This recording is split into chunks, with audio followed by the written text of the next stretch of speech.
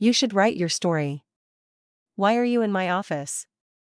We've talked about this. I even got a title for you. I was a senior citizen werewolf. And who exactly is going to read that? Doesn't matter, you got a whole story to tell right there, and you never finished any of the stories on your computer. Why the hell were you on my computer? Wait, what all did you look at? You didn't even hide any of the nasty stuff. You even labeled it filth. I did that so people would know what to move to the trash after I'm dead. Without looking. Whatever, at least now I know my dad isn't the only guy in the family into Asian girls. Perv. Your parents love each other very much, and you are an evil child. Just write it all down, then go back and finish the other stories. Some of them were good. Some? So anyway, if reading this turns out to be a waste of your time, blame the brat. First off, I was a bit over 65 by a few years at the time, so yes, I was and still am a senior citizen, but I wasn't decrepit or bedbound. I was just old. As in gray-haired, wrinkly, and the feeling tired all the time kind of old, not a walker and oxygen tank old. I did hire a few people to deal with the grounds and clean the house, but it was because I could afford to just pay people to do the work that I didn't want to do, not because I couldn't do it myself. The main reason why I didn't want to do the job on my own was because it was a lot of yard, and a lot of house, and dealing with both would take a lot of time and effort.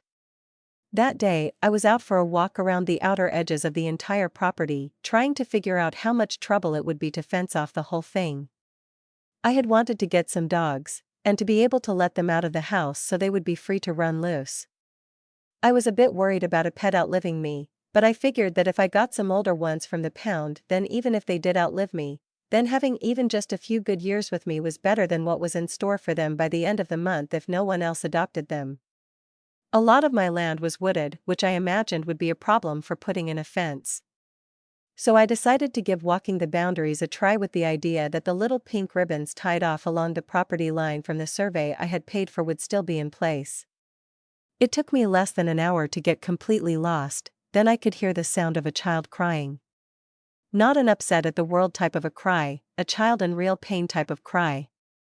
The little girl I found couldn't have been more than 7, and even with the slight chill in the air was dressed in nothing but a white nightgown, and she had her leg in a freckling bear trap nearly as big as she was. Son of a. Her head jerked up at me while I was mid-curse, and she scrambled to get away from me with a terrified look on her face, up to the point of jerking at her bloody ankle in the trap, which was now fully stretched out on a chain to a metal stake. Easy, kiddo. Let me pry that open and we'll get you some help.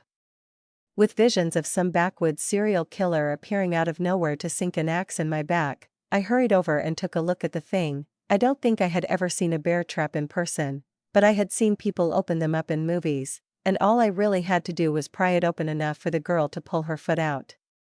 Ignoring her panicked screaming and crying, I got a grip on the metal and pried it apart, and she was off like a dart.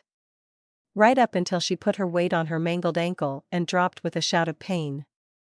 I let go of the trap and let it snap shut as I headed over to try to help her up, forgetting that she was in fact desperately trying to get away from me. That's when she turned into a half-grown wolf cub and bit me on the hand. Well, that was unexpected and more than just a little painful. Ouch. By the time I had processed the whole werewolves are apparently real and started moving on to the does this mean I might be one now, she was long gone on her 3 good legs. The old Boy Scout neckerchief I had brought along for a sweatband in case it got too warm, made for a decent bandage, at least decent enough to keep me from getting blood all over my clothes. Then I took a better look around. A trail cam was pointed at the trap from a nearby tree, and I think that STR 80% on the bear trap meant that someone had gotten it professionally silver-plated. A two-handed swing with a hefty fallen tree branch took care of the cam, and some poking around the remains found what I hoped was the memory card. I would just have to hope that the cam wasn't one of the ones that could transmit. I wiped down the trap as best I could with some leaves to get any fingerprints. Mine or hers. All of this was because I didn't think the girl was the only shape changer in the world, and any others probably wouldn't want one of them getting recorded changing into a wolf on a camera to have the clip get passed around, Plus I didn't want anyone who set silver-plated bear traps for any of them to know who I was, let alone the fact I got bit. The only thing odd at first about being bitten by a werewolf was that the bite was all healed up by the time I got home about 20 minutes later. Once I had found the stream I had nicknamed the Styx, it led me back to the house, which I had named Stately Wayne Manor after my middle name. I had further justified it by putting up some bat houses.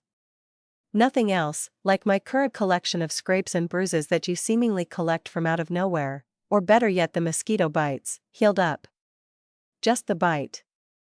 No one showed up looking for me for the next few days while I hunkered down in my house, but in a few nights, it was going to be a full moon. Which seemed like the day I would know for sure if I had gone and become a werewolf. Meanwhile, as far as the classical symptoms went, my ring fingers stayed the same length. My one silver ring, when I tried it on, did nothing to me. Neither hair or pentagrams appeared on the palm of the hands. The unibrow was already there, but it didn't get any worse. Also, no glowing eyes, craving for raw meat, inclinations to hang out in graveyards, or howl at the moon. I was a little disappointed at the lack of glowing eyes. It would have made it easier to find my way to the bathroom at night, and aim without turning on the light. Mostly I just felt tired, the same as before. Still, I was a little worried about rampaging across the landscape and tearing into someone in the form of a savage beast. That sort of thing seemed like it would be a young man's game. It had turned out that a lot of the interior fixtures for the mansion had been sitting in the architectural firm's warehouse for the last 18 years.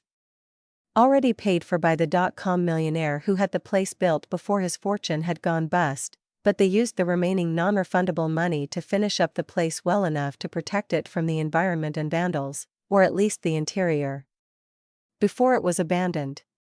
Since I was paying them to repair the place and finish the interior, they gave me a bunch of pricey stuff I would not have chosen for myself just for the cost of transport and labor. A good deal really, but I think they just wanted to clear out the space in their warehouse. This was also a chance to get rid of it all in a way that could defend in court in case their original client tried to sue. So a good deal all around.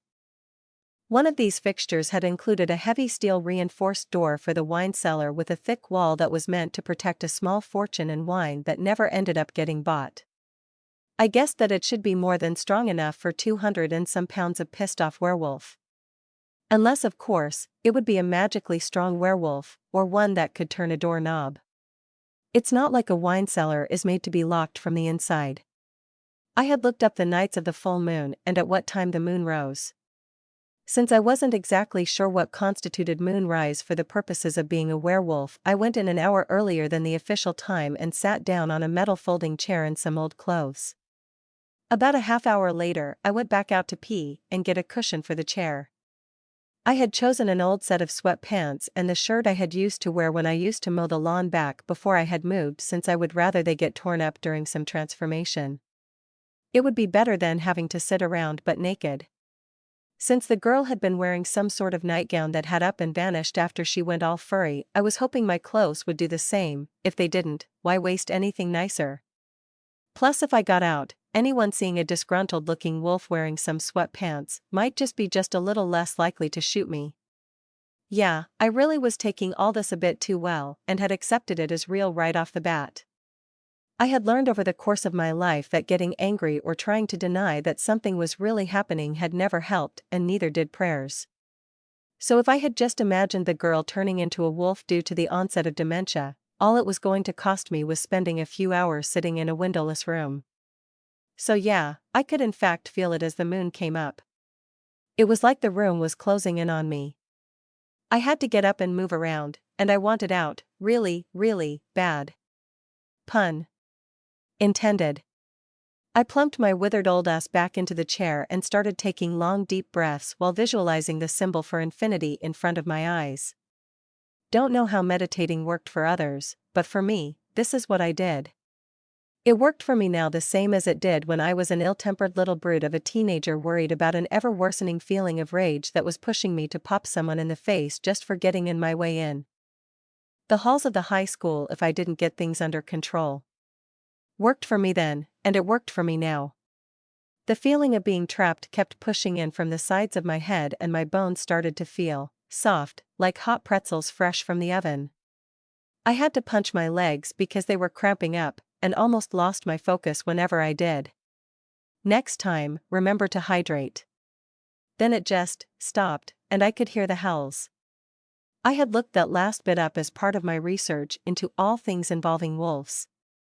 I guess I could just feel them in my bones. An ancient call that still echoed in the land itself. To run and join in the hunt. Breathe in, breathe out, lazy eight, loop around, and breathe in, breathe out. I had an old chaise lounge cushion I had kept since I had space in my attic even after the rest of it went in the trash. It and a sleeping bag made up my bed for the night in that windowless room. Somehow I slept through the setting of the moon and right past the dawn. That was the first night. I woke up with an urgent need to pee, but for the first time in nearly 9 years, I had managed to sleep through the entire night. All those little wounds I talked about that you get as you age without knowing where or when you had got them, all those and even the mosquito bites had healed up. It didn't hurt, anywhere. I don't know how long it had been since that had been true. Plus I felt, not young, but not old either. Just not tired and worn out every single moment. I still had too much fat on me and was just as out of shape as ever, but I was still pretty happy with what being bit had done for me so far. Even just getting a full night's sleep for once had made it worth it. Back behind the doors of what I decided to now dub the changing room, I folded up the chair and set it aside, then took a hunched-over stance in the middle of the room, ready to drop down to all fours. I mentally told myself to become a wolf. Nope, that didn't work.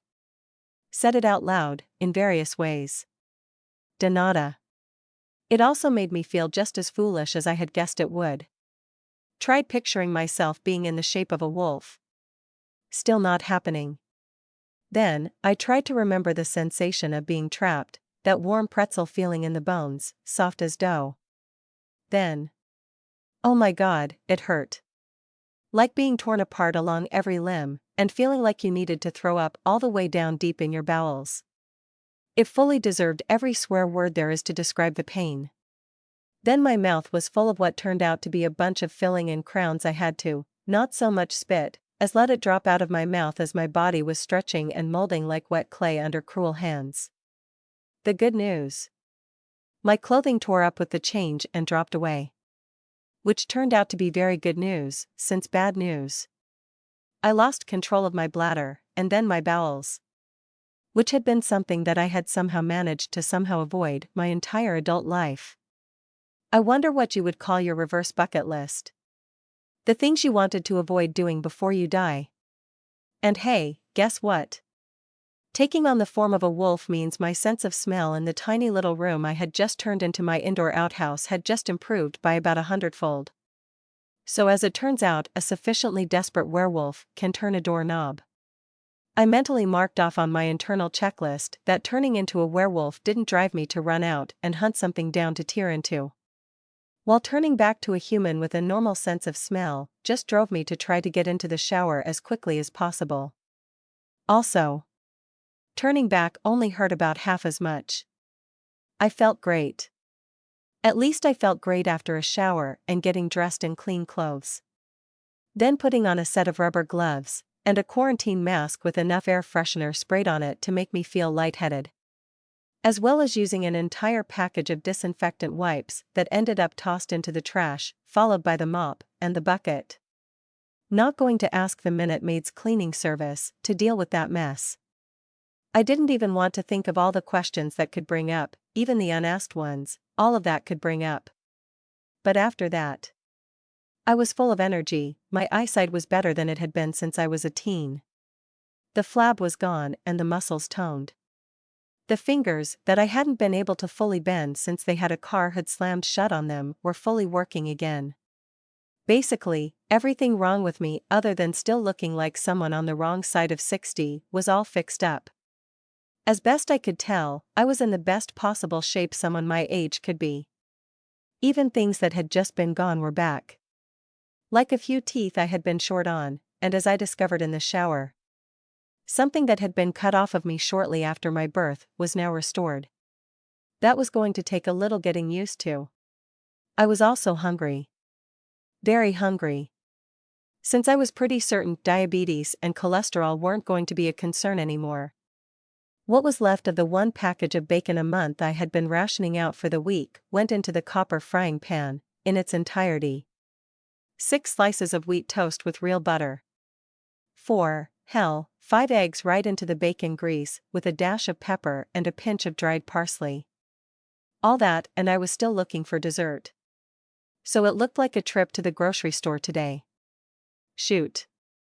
With all that howling last night, there just had to be other werewolves in the area. At least more than just the girl. The first day after the full moon would be the key time to keep an eye out for a newborn lycanthrope, and someone buying up a bunch of food they shouldn't be eating at their age would be a major red flag. Just about every cheesy urban fantasy novel had some goofball claiming to be rightfully in charge, because someone had watched a wolf bossing around his mostly grown cubs, and turned it into the myth of alpha wolves. So if that was how the real werewolves really did things, then I had no intention of having to deal with or play along with someone else's power trip. Best to just avoid them and opt out of any bullshit. The big box store in this part of the state was a RedSmart, and the closest one was about a 40-minute drive away. The next closest one was an hour and a half away. Being retired meant I had more than enough time to spend driving a bit out of my way, and winning the lottery meant I had a big black Ford Expedition to haul things around in. Sticking my head out the window once I got on the highway did nothing for me but mess up my hair. Just thinking about all the food I could now eat again, without having to measure portions or read the labels, was making me hungry as I grabbed a cart. I also started planning on buying a couple of plastic bins to throw some bags of ice into to keep things cold for the trip back. Which made me decide that it would work well enough to keep things cold long enough to give me the time I needed to hit the barbecue place I had passed getting off the interstate before I headed home. That's when I smelled the rot. The smell was enough to make me wince and try to curl my upper lip up against my nose. How the hell did they let something get that bad without throwing it out? I looked around for someone in the telltale red staff apron, busy cleaning whatever it was up. Instead, I found a pale skinny young woman with a name tag saying assistant manager and the name Nicole looking back at me. The smell was coming from her. I gave her such a bad look it made her jump back and look around for help while covering her mouth. She ran, well quickly walked, away. Not sure what is going on there, but I need food.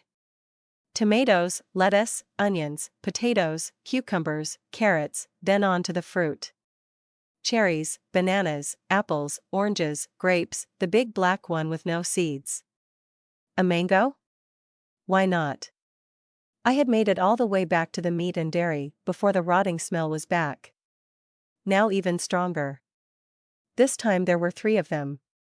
Nicole was in the back with a big, really big guy from the meat department tagged as Earl. With an older man with a tie who was name tagged as a manager named Solomon. Earl had a meat cleaver large enough to take the head off a cow clutched in one hand, and Sal, gonna shorten Solomon here, had a clipboard. All 3 seemed nervous, but Sal was hiding it better. We don't want any trouble. Okay? Neither do I just want ribs. I pointed to the meat cooler full of pig parts. They were on sale. And I was hoping to hit the bakery for some donuts too. Nicole seemed confused, Earl snorted, and Sal looked very carefully blank-faced. Your kind don't normally shop here. I shrugged. You had a sale. I pointed at the ribs again and took the chance to grab 2, for slabs, and I'm new to the area. I don't know the local shops. He looked at the now overfull cart. So it doesn't upset you being around us. Wish I knew what us was. Well, I'm not happy about it, but it's not like you're doing that. I waved my hands around vaguely in their direction on purpose. Just give me some space and I'll pay at the register and be on my way. Sal nodded, fair enough. But please feel free to come by any time, day or night, there will be no problems from us. I will let the others know. Then he turned and waved away the other 2. Others? Just how many of whatever the hell they are were working here? Or did he mean others as in other supernatural creatures, like say, the wolves back in Quinn? At the register, I absent-mindedly answered that nope when asked if I had a prepper value card, and no. I had no interest in signing up for one. As normal, I paid in cash. Not because I was worried about the staff getting my name and other information off a credit card. I just always preferred paying in cash. The big guy was waiting for me near the inside end of the entrance. The entrance with a 40-foot gap between the doors to the outside and the door into the actual store. For some reason, people were giving the hulking 7-foot tall, and that's only a slight exaggeration, figure in the blood-stained apron a wide berth. I would have done the same if he hadn't waved me over. The smell from him alone was almost as bad as the three of them together. The girl, Nicole, is an addict. He handed me a card. If she comes sniffing around looking for a hit, please call me to deal with her, instead of dealing with her yourself. I had no fricking clue what was going on here. But I took the card.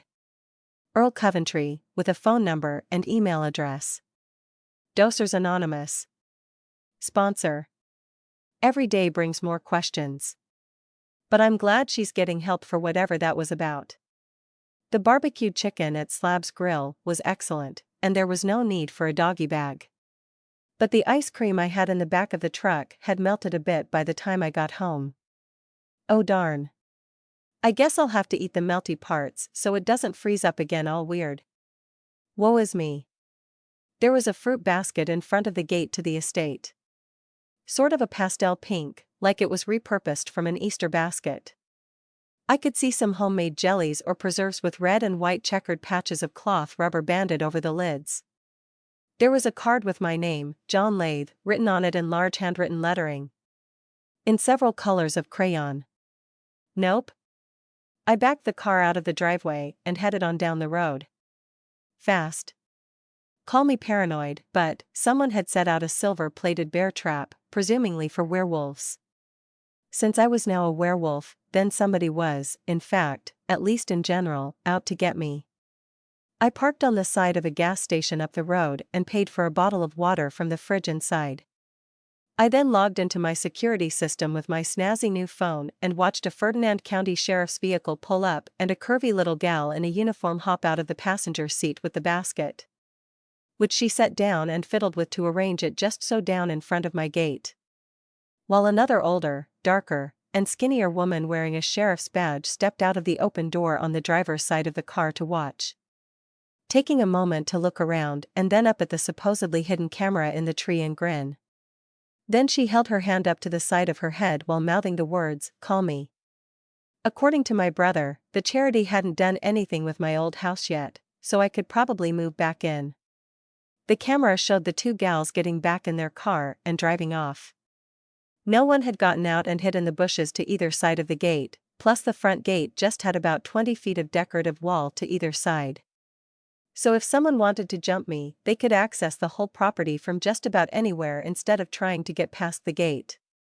The county sheriff's department identified the woman as Sheriff Adora Carras, and a search on Google brought up a news article from 2 years back welcoming the new Deputy Sheriff Deborah Adams to her new job.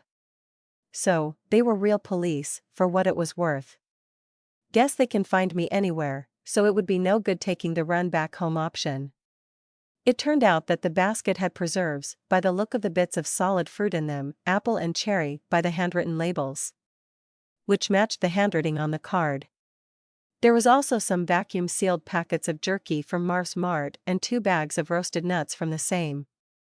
Inside a plastic comic book baggie was a sheet of typing paper with a crayon drawing of what I guessed might have been meant to be a wolf in a bear trap and the words, "Thanks, Melinda Adams," in a child's handwriting. A relative of the deputy. A daughter? Younger sister?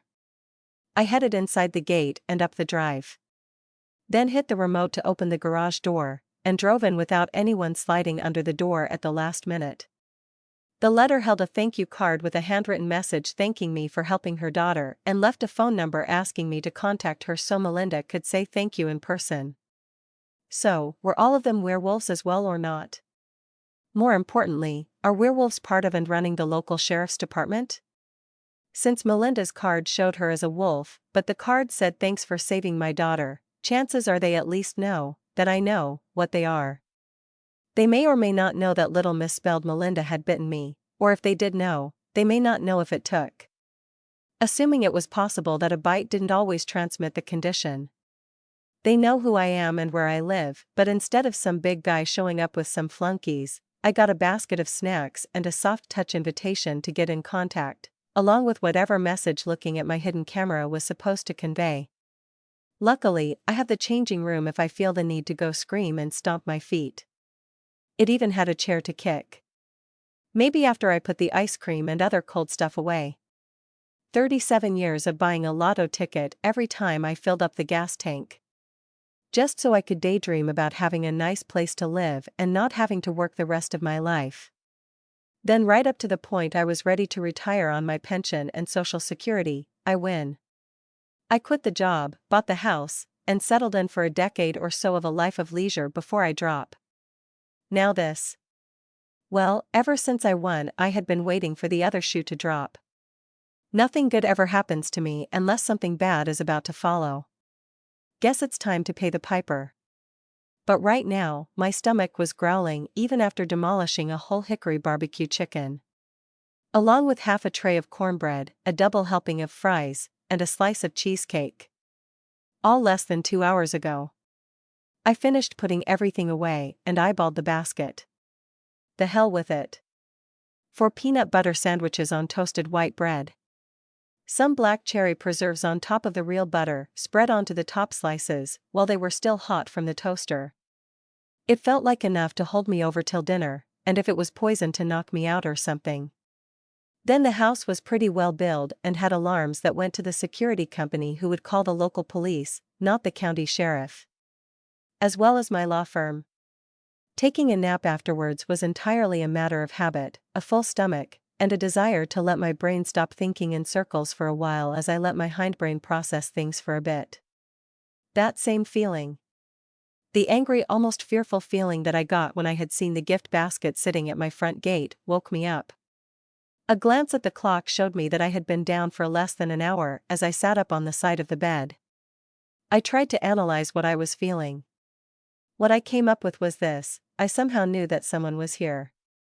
Now, in this place that belonged to me. Without my knowledge or permission. Which explained why the buzzer for the front gate was now going off. I had set the alarm to flash a light on all the intercoms around the house. While I had set the phone to make a buzzer sound so I could use it to see if someone was pranking me by doing a ding-dong ditch. Blinking away the last of my nap. I looked at the phone that was showing a live image from the camera mounted above the intercom out by the gate. I was expecting to see that the sheriff had come around again. Instead, I had a little Asian girl. Solid build, like an athlete. In her early teens, or even younger. Hair tied back and looking annoyed. I could see other kids behind her, so I switched to the camera hidden up in a tree that gave a view overlooking the front drive. Behind the one pushing the buzzer again was another girl. A sister maybe. Who was dressed up more girly and was looking pretty beat as she looked over the first girl's shoulder at the intercom. In the rear was a little boy more interested in looking over at the cement panel set into the wall next to the gate showing a Grecian woman pouring out an amphora, or at least I assumed that what was he was looking at. It might have been the milkweeds that were flowering that had his attention. All 3 of them had matching duffels, except for maybe the colors. It was hard to tell, since I had only sprung out the cash for black and white cameras. The bigger girl hit the buzzer again. Now just leaning in on the button like she thought holding it down would make the thing keep making a noise. Impatient little thing. I tapped the phone to turn on the mic without turning on the screen to show who was looking back at her. "Can I help you?" She jumped back a bit and looked embarrassed about being startled. Then dug into her faded jean jacket pocket to hold up half a heart-shaped locket set in a circle. It was one half of a necklace that was made to match up with another one along the lightning bolt-shaped edge with the letters JL on one side and half of a plus symbol in the middle. Even after all these years, it still made my heart stop for a moment to see it. My grandma gave me this and told me to find the owner if we even needed help and couldn't go to her. "Who is your grandmother?" "Brianna Kane." "Well, that was unexpected." I typed in the code to open the gates. Come on in far enough to let the gate close behind you. I'll drive up and pick you up. Then I cut the mic. Bree's granddaughter didn't listen any more than Bree ever had. By the time I got my shoes on, go into the truck and drove up the drive, she was halfway to the house, with two tired little kids dragging their feet behind her. Not that she looked much better off. She shook free the boy's hand from hers and said something to the other girl, who pulled the boy behind her. Then the little miss stepped up front and took some kind of stance, almost like someone trying to set their feet for a fight. But she did it a lot smoother than that. Like it was something she did so much, it was a natural move for her. Then she asked me, "Who are you?" I heard her ask, "Who are you?" as I got out of my truck. But I already knew who she was. To me anyways. Chalk it up to being another benefit of being a supernatural creature. My new super sniffer told me she was family, more than just a relative. Mine. Why didn't Bree ever tell me? Why did she disappear without a word? Was it the girl's mother or father who was my own? I guess. Well, apparently I'm your grandfather. She frowned. Bullshit. My dad tracked his old man down once. He was some loser security guard.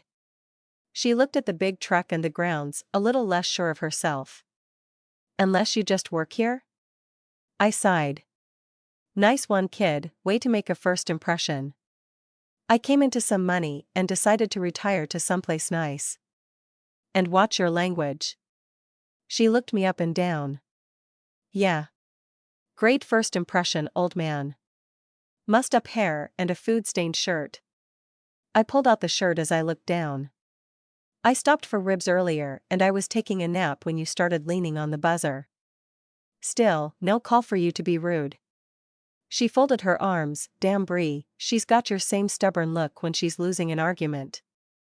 Maybe if you answered the thing the first 3 times I pushed the button. But I guess old people really do need their sleep. The younger girl spoke up. Sarah, we're tired. Stop trying to pick a fight and ask him if he is going to help us. The little miss, Sarah, blushed and began to squirm. But I decided to cut her a break. I got guest rooms for you to stay in, and I will feed you. But I'm going to need to speak to your parents. Both the older girls went pale, and the boy who had been nodding off on his feet looked up, confused at the change in mood. If anything, asking about their parents put Sarah even more on guard. Our parents are on the run. Grandma told me we had to find someone to help us hide from the people coming for us. I shook my head at that.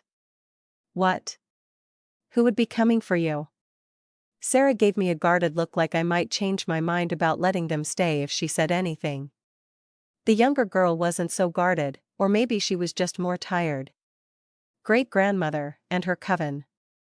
And on Mom's side, great something, grandfather and the clan.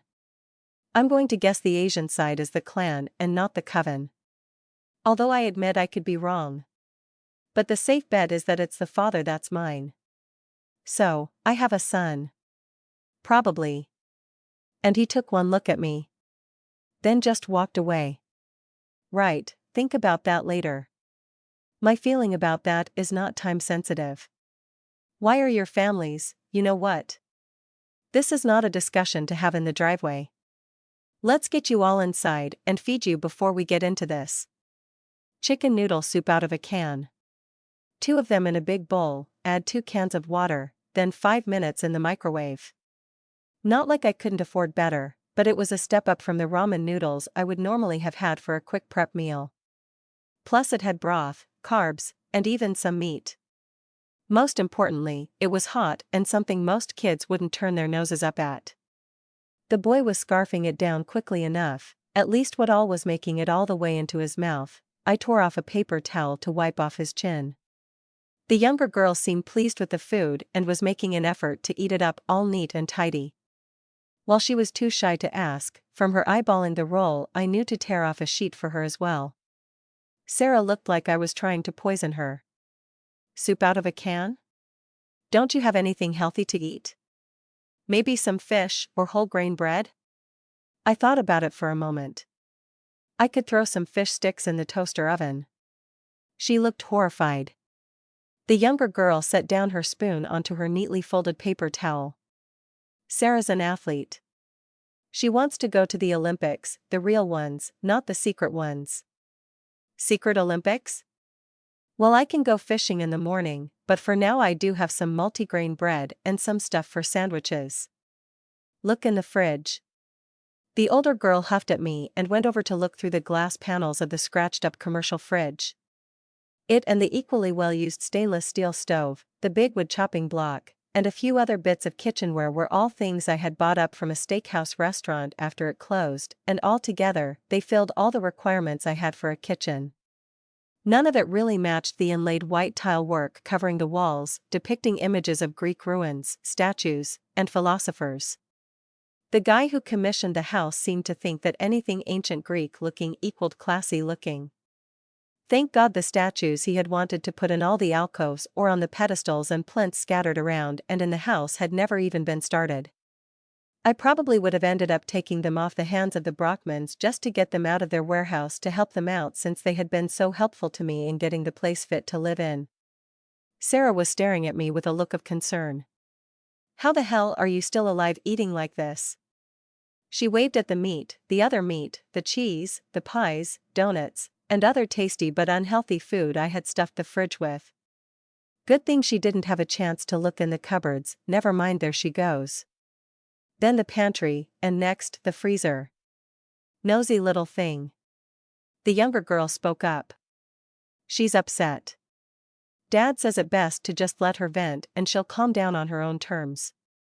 This got her some venting directed at her. Shut up, Amy. So Sarah, Amy, and? Amy set her spoon down again. Aaron, but it's the Japanese Aaron, so it's spelled Aran, and it's Sara and Ami. I could feel Sarah, without an H, glaring at her sister from across the room. Don't say it. Ami, spelled with an I, grinned and stuck her tongue out at her sister. Her name means plate. I grinned. I thought it was supposed to be a Japanese name, sounds more like a name from China.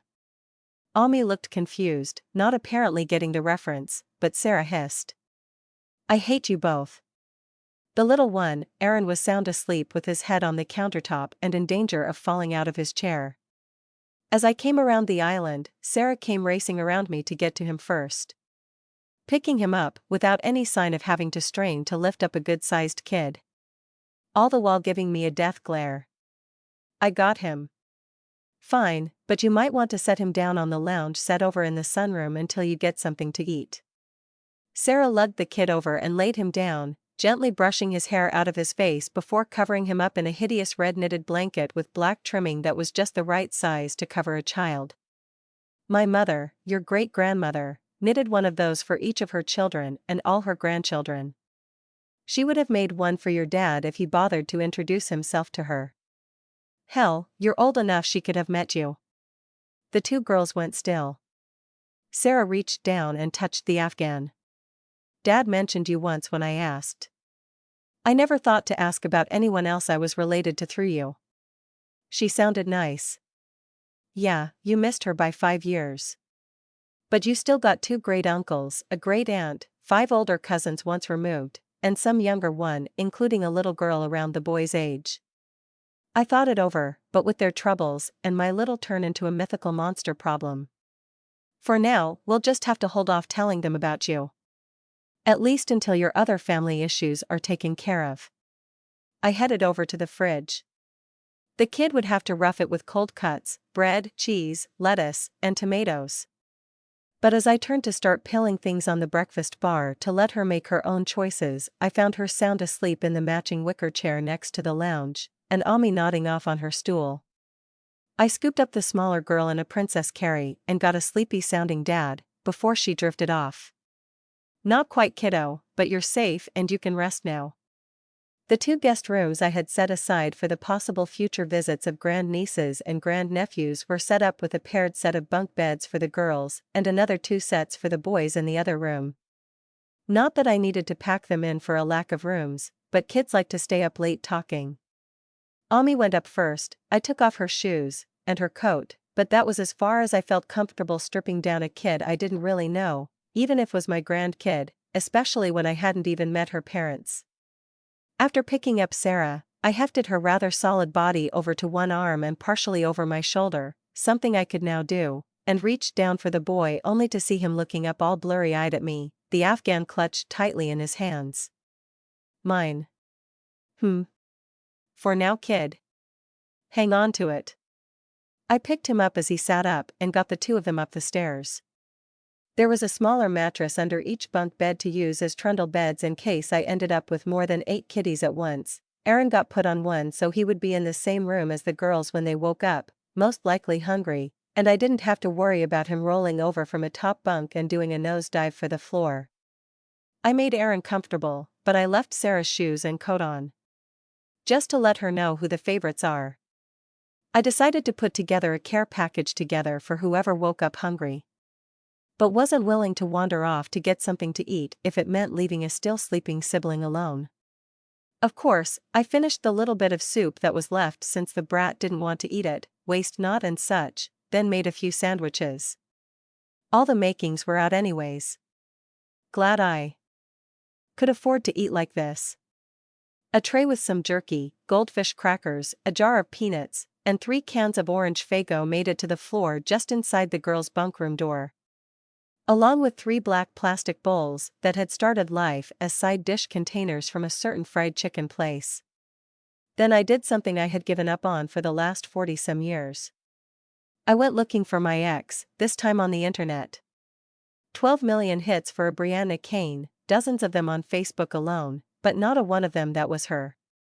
Probably for the best. If someone was watching her, they might be monitoring her online access, and I didn't want to lead anyone here. Even searching for her name was probably a mistake, but I was going through something called a VPN my nephew had set up for me that should block most people from tracking anything back to me. Of course, Sarah said Bree's mom and her coven were after them. I had sort of just let that slip by me, assuming they were Wiccans or something. But if werewolves and other things are real, why not witches? And how exactly did they find their way here using half a locket? I sat a while checking the cameras set up around the property, then checked every door and ground floor window to make sure everything was locked before I headed down to the changing room to await the moonrise. Several hours later, the sun was barely up when I awoke with the knowledge that someone was stirring in the house. I grabbed my clothes from yesterday. Then remembered the barbecue stains and got dressed in fresh clothes. The things you have to do when you have guests. I found Sarah sneaking around the house in her socks. I watched her for a few moments, and then waited until she was opening a drawer in the old china cabinet I kept spare light bulbs in. Just the one drawer, not the whole cabinet. Did you eat? Yes. She jumped and turned around, off balance and blushing. I was just, you feed kids jerky? Yep, twisted around so I'm the bad guy. That's your granddaughter Bree. You fell asleep without eating anything, jerky is meat that keeps. Damn, that almost sounds wise. By her look, Sarah disagreed. But she still had some manners as she looked down and muttered, thanks. So should we cook something up and then wake up the other two, or go get some fish for you? She brightened up a little. That sounds good, but I don't want them to wake up alone while we're at a store. Store? There's a whole lake right over there. Fresh fish from the lake to the plate. Why the hell am I rhyming? She started glaring at me? Is the rhyming that weird? Oh yeah, plate. If anyone asks, that was deliberate. You want me to fish? She asked like it was some imposition, but she still looked intrigued. Maybe we can do that later, but Ami and Aaron will probably be hungry as soon as they wake up. Pancakes it is, with some bacon, and a few eggs. I know I picked up some cereal, the good stuff. I headed to the kitchen, ignoring the protests about healthy foods coming from behind me. The smell of bacon cooking does wonders.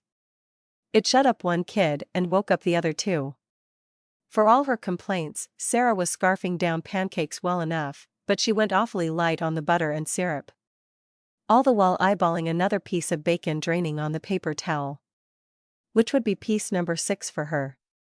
I never had real maple syrup before, Mom said it was too pricey. I gave her a sideways glance from the stove where I was cooking my own bacon. I didn't think kids would like it with a healthy dose of garlic powder. Of course, she took my glance the wrong way. We aren't poor, she just hated wasting money. Sounds like a wise woman. She tilted her head at me, then waved around the almost garish kitchen, the tiles, the frosted glass cupboards, and the big all-glass sunroom. Really? I smiled. I got more than enough money to waste. The other 2 kids wandered in. The boy was still in the same clothes he had on yesterday as he climbed up onto his stool. Then he gave Sarah a dirty look as she put a single pancake on his plate with the same economic dollop of butter and syrup. Finish this first and then you get bacon. Ami, who had somehow produced an entirely new outfit from her one bag, had gone straight for the meat while her older sister was distracted with the boy.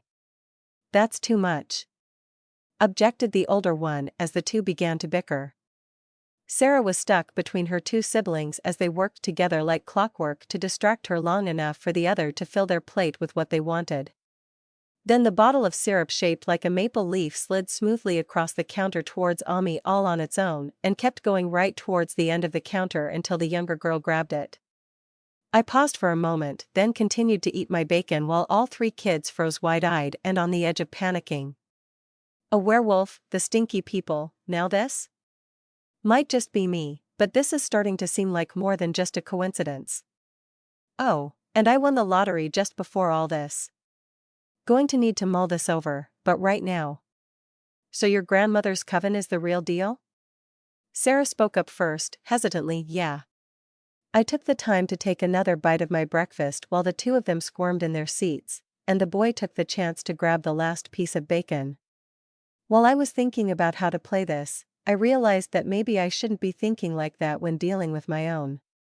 Especially when right now, they need to feel like I was someone they could trust. Up until about a week ago, I assumed the world worked the way I had been brought up to believe.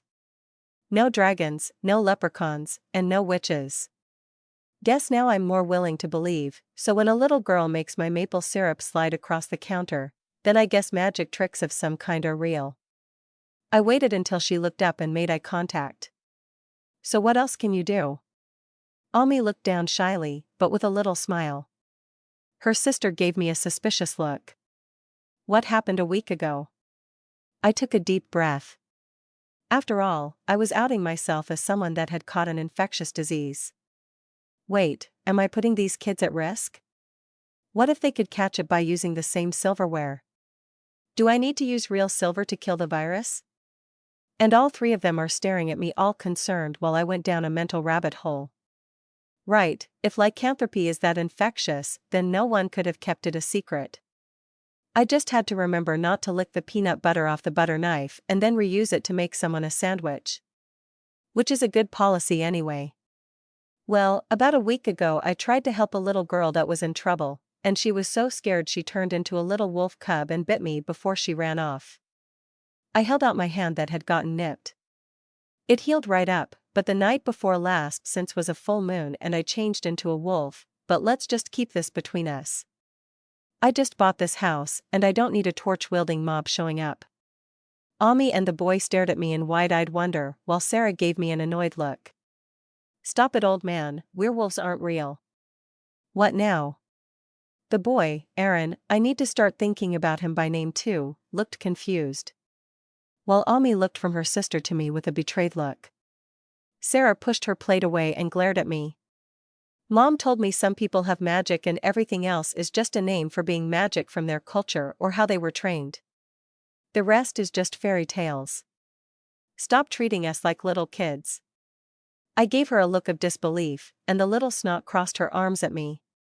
Girls. Always more difficult. So how do I want to play? No, how do I want to be honest without looking weak and making them feel like I can't keep them safe? Sarah, the night before last I turned myself into a wolf. It was very painful, so I don't know if I'll ever bother to do so again. But your sister accidentally showed off something the three of you wanted to keep a secret, so I shared one too. I would not lie to you when I'm trying to make you feel like you can trust me." That took them back a bit. Ami looked back and forth again before asking, "Is there anything else you do, other than turning into a wolf?" Sarah uncrossed her arms, but was still giving me a suspicious look. "Well, I'm in a lot better shape than I was 2 days ago, but you never met me before. So there's no proof there. My one silver ring hasn't bothered me when I wore it.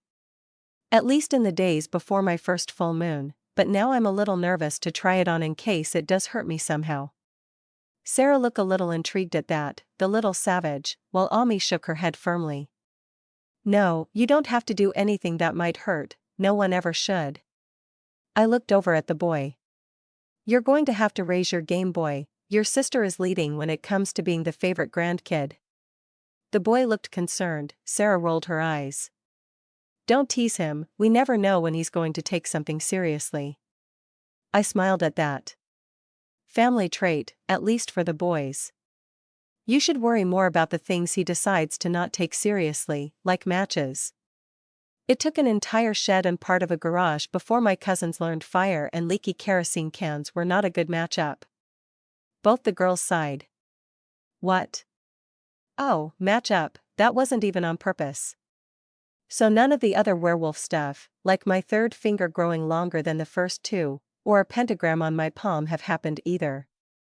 So bearing turning into a big gray wolf, which hurts, I don't know how else to prove it. Sorry kids. Ami looked thoughtful. Can you call other wolves with a howl, or maybe just change partway so it doesn't hurt so much? Well, can I? There aren't any normal wolves around this part of the country. And I ain't ready to meet the other werewolves around here, at least not until I learn the rules. As far as partially turning, I honestly never even thought about it, sharp thinking kiddo. The little girl brightened up, and was that a look of jealousy on the least favorite's face? Thing is, the old stories almost always talk about werewolves turning into a wolf losing control, and hurting people. I felt fine the one time I turned, but the moon wasn't up and there weren't any little kids around. If I try to just change my hand into a paw, and if I go full wolf, well, I don't think I'd go and gobble you up, but let's minimize the risk. I headed for the doors of the sunroom. The whole room had steel cores inside the wood-paneled beams and half-inch security glass, more than enough to hold back even a 180-pound wolf.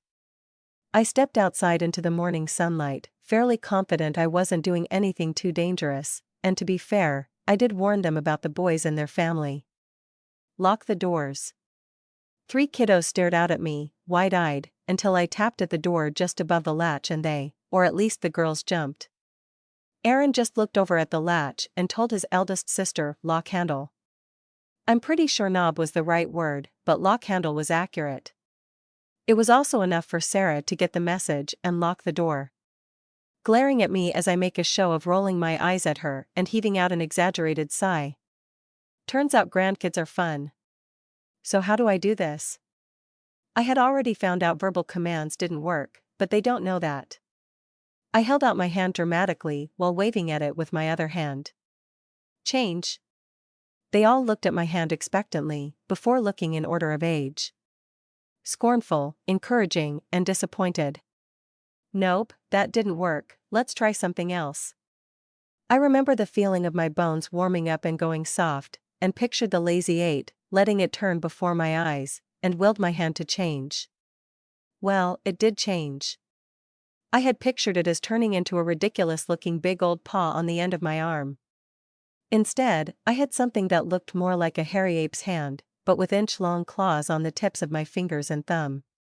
All curved in on the tips, like they were made to tear into something rather than just give me better traction when running on all fours.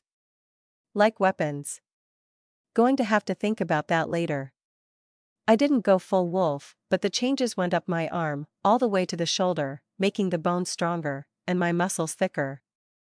Like I had changed to be able to use the claws without dislocating my arm. I could feel the warmth in my other arm and the rest of my body. Like it would not take much effort to change my other arm or the rest of me into something halfway between wolf and old man. something to explore later. Along with the whole barely hurting this time thing I had going on.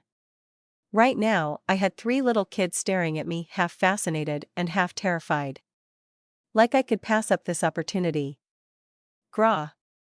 I jumped forward and slapped both hands, well, one hand and one misshaped hand paw abomination up against the glass. I'm still pretty sure the reinforced veranda door would have held me or anything else shaped like a wolf out. But it turned out they didn't hold up anywhere as well against the powers of a freaked out tween witch. What went through my head was, yep, that was a bad idea, but this is my screw up. Fortunately, what didn't go through my head was the doors as they blew out at me. Instead, right after I hit the glass hit me. Along with the steel reinforced doors, and the even more steel reinforced door frame. Which was shortly followed by me hitting the plinth on the veranda with the middle of my back, with a crunching sound from my spine. As my head smashed into the big clay pot I had put on the plinth in place of the statue the original owner had planned. I hoped the wandering Jew cutting I had put in there survived. It had come from a plant that started from a cutting I had given my mom back when I was in a high school science class. It was a nice-looking plant even if the sensitivity police hated the traditional name. I had always found that name evocative and mysterious sounding. So I wasn't going to let anyone take that away from me. In any case, these are the thoughts that go through my head after getting launched 20 feet across my side pouch, breaking my spine, and taking a hard hit to the head. The kids sounded pretty distressed, but more concerned if I was hurt than if they were in trouble. Good kids, good instincts. They started moving the remains of the door off of me. With Ami carefully picking up some of the shards of wood and glass and telling Aaron to keep back. While Sarah was grabbing the bent frame of the door, bracing herself, and heaving the entire thing upright before letting it drop away from me. I think that was about 200 pounds of steel and wood. Guess she has some magic of her own. Don't move him, he may have a spinal injury, and his head smacked into the inch plant pot. Inch plant? Even starting to feel all the pain that I had been too in shock to feel at first, that really hurt. The kids stood around me, Sarah twisting her hands together, Ami waving her arms in the air, and Aaron stepping in to pull at my hand. Then my whole body twitched as my spine snapped back into place and all 3 of them jumped. I could feel bits snapping back together in the back of my head as I whispered. Sorry, I scared you, Ami. The kid planted herself into my side, crying with her arms wrapped around tight over my still unbreaking ribs. Ow. I appreciate the hug, kid, but maybe leave a little room for my ribs to snap back. On second thought you might want to get clear entirely, I think I'm about to cough something up. She popped up with an ep sound, Sarah danced around nervously, and the boy started to clap. Again. Damn it, kid. Keep that up and you might push Sarah up to number 2. I managed to get all the way to the inside the half bath off the butler's pantry to cough up the blood, and then washed my hands. A sniffling Ami was sweeping up the broken glass while her sister was putting away the leftovers in plastic containers and packing the dishwasher with the used dishes. The boy had nodded off in one of the sunroom chairs. I thought about teasing the younger girl about how she needed to be older before she started being a homewrecker, but I decided she already too upset for teasing, besides she was probably too young to get the joke. I wandered over and took the broom from the younger girl. Go get the dustpan from the broom closet over there, it's got handle on it so I don't have to bend over.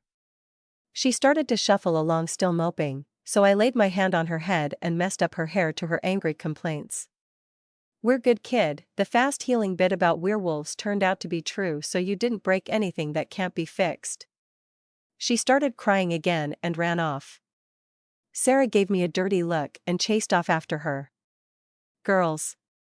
I pulled the pancakes out of the plastic tub she had put them in and set them out on top of the bird houses I had set out so I could see them from the sunroom. Leftover pancakes never tasted as good, and while they were probably terrible for the birds, I doubted they cared, so why waste food? I finished up cleaning up the glass and the broken remains of the wooden parts of the doors, before pulling out my still intact phone. I had paid for an extra tough case. Then called up Bertinelli's and Son, the contractors who had finished off the house for me. My number was in their system, so my call got transferred right to the owner's line, "Good morning, Mr. Lathe, what can we do for you?" Which left me without much of an answer for a moment, since telling him my previously unknown granddaughter had blown out a set of doors with her witch powers wasn't something I was ready to share. So I came up with a story. Let's say someone drove a car out my sunroom's veranda doors, and took out the frame with it. That ain't what happened, but it's the story I'm going with. He laughed. "You're not the first rich person I've worked for, Mr. Lathe. As long you pay your bills, which you always do, I'll believe any story you want to come up with. I can spare a few guys to head up this afternoon to start working at it. This is why you paid workmen promptly, and don't try to bicker over the bill, and they will take you to court." "Sounds good. If they can get it done today, add 50% to the bill. Plus I'll tip them 100 each." As I exchanged a few more pleasantries before hanging up, I could see the boy was up and looking out at my lake, as he tuned to me and said "doggy," before pointing out the half-grown wolf cub running off for the treeline. The opposite side of my lake wasn't part of my property, and was downwind of my house, where the smell of my blood just had to have been carried off to the other side.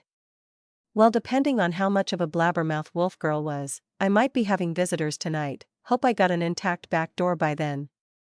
The girls wandered back and Ami apologized for hurting me and I apologized for getting her upset, which I still ain't sure what I said to get her upset, but taking responsibility for whatever set them off and saying you're sorry is always the right move when girls and women are mad about something. Then I rounded up the kids and took them to the playroom, which, considering the ages of my siblings' kids, mostly consisted of an old pool table, board games, and some couches around the TV with the latest version of a Nintendo hooked up to it. I left them to something involving Mario, and went to tape up some plastic on the veranda doors to keep the critters out. Which is where Sarah tracked me down. She took a seat on one of the breakfast bar stools and clenched her hands together. "So, werewolves are real." I grunted something in agreement. "So my mother lied to me." Oh, one of those conversations. The thing about teenage girls is you have to gather up the pieces of the conversation and put them in some sort of order in your own head to get the story straight. Even then, you just know you are going to miss something that they considered unforgivable for you to have missed. From what I was able to put together, was that my daughter-in-law's family came here from Japan, where they had used their ability to use magic to work as mercenaries. Which sounded like they were ninjas? She shook her head. "We don't use the N-word anymore. Mom said it has too much cultural baggage. But they sometimes would also have a true magician pop up in the family once every few generations. Up until the last one, Sarah's great-great-grandmother died. After her death, they started getting pushed around by their rivals. Until the head of the family decided to move on before things got worse and took the whole family to America. As Sarah put it, like 100 years ago or something. As the older members of the family died off, the rest of the family settled down into the great American melting pot and westernized. All except great-grandpa Ataru, the last member of the family who remembered living in Japan in their glory days and still spoke of going back to reclaim their rightful place. As he was still the head of the family, everyone humored the old man and made at least some attempt at being traditional. Which included teaching even the girls how to fight, even if officially only the boys got taught all the family's special techniques. My Uncle Dave, he's the next head of the family, learned all of them so he can pass them on to make sure they don't get forgotten. He taught my mom even if he wasn't supposed to, because she was one of the few people in the family who was willing to make the effort to learn them. Her eyes lit up. "He promised to teach me all of them when I get older too." So Yuki, the mom, spent her time training and being homeschooled in the family compound. Then got sent off to fight in special competitions with the family's permission to show off to others how strong they were as a warning not to mess with them. And to advertise the family's main business as bodyguards. And some lanky white kid who had only trained in strip mall dojos kept beating her with moves he admitted he stole from martial art films. Worse, he wasn't even trying to show off, he just liked to fight other internal mages to become better at it. Internal mages? She nodded. Dad says all the terms for people who got powers all come down to either having internal magic that lets you do things to yourself or external magic that lets you do things to the world around you like Ami can. Everything else is just how you were trained to do things. Which would be why great-grandpa wants Ami under his control so badly. So your mom's people came from Japan, and pretty much kept to themselves as far as other magic people went? She nodded at me hesitantly. Well, everything I ever read or heard about werewolves is out of Europe, so it may be your whole mom's family just never ran into them. So if your mom said werewolves don't exist, it may be that for her, they don't, because that's what she was taught. She glared at me, but she said it in front of Dad, and his family are all witches. They're from Europe too, so why wouldn't he know about them? I shrugged. Let me tell you something I wish someone had told me when I was your age. When the person you care about is wrong about something, try not to correct them in front of other people. It makes them feel like you're not on their side. She looked at me for a moment. So, if you're real, witches and magic warriors are real, what else is? I decided to lay it out for her, as best I knew. Are you sure you want to know? Once I tell you, the world may be a much scarier place? She took a deep breath. I need to be ready. I nodded, brave little thing. This is the scary part, I don't know. I doubt anyone knows what all is out there. Hiding, keeping themselves secret. If they're dangerous, or just people that are different and not mentioning it. I got bit and didn't even get to talk to the werewolf who did it. So I don't even know what might be common knowledge for them. But I think I should try to find out, to save you from at least a few surprises. That got me a dubious look, but I did need some answers. You make a curse that turns someone into a wolf at night, people who live in the same home panic and try to kill it. The victim, lacking hands or a voice, bites others trying to save their own lives, and the curse spreads. But the thing with the hand, the claws made to fight with, this is more than a curse to turn people into wolves. It turns them into weapons. At about that time, the other two kids came wandering and complaining they were bored. Which I think in kid terms meant lonely. Alright, time to go fishing, we got a whiny teenager to feed. Sarah protested. I wasn't whining.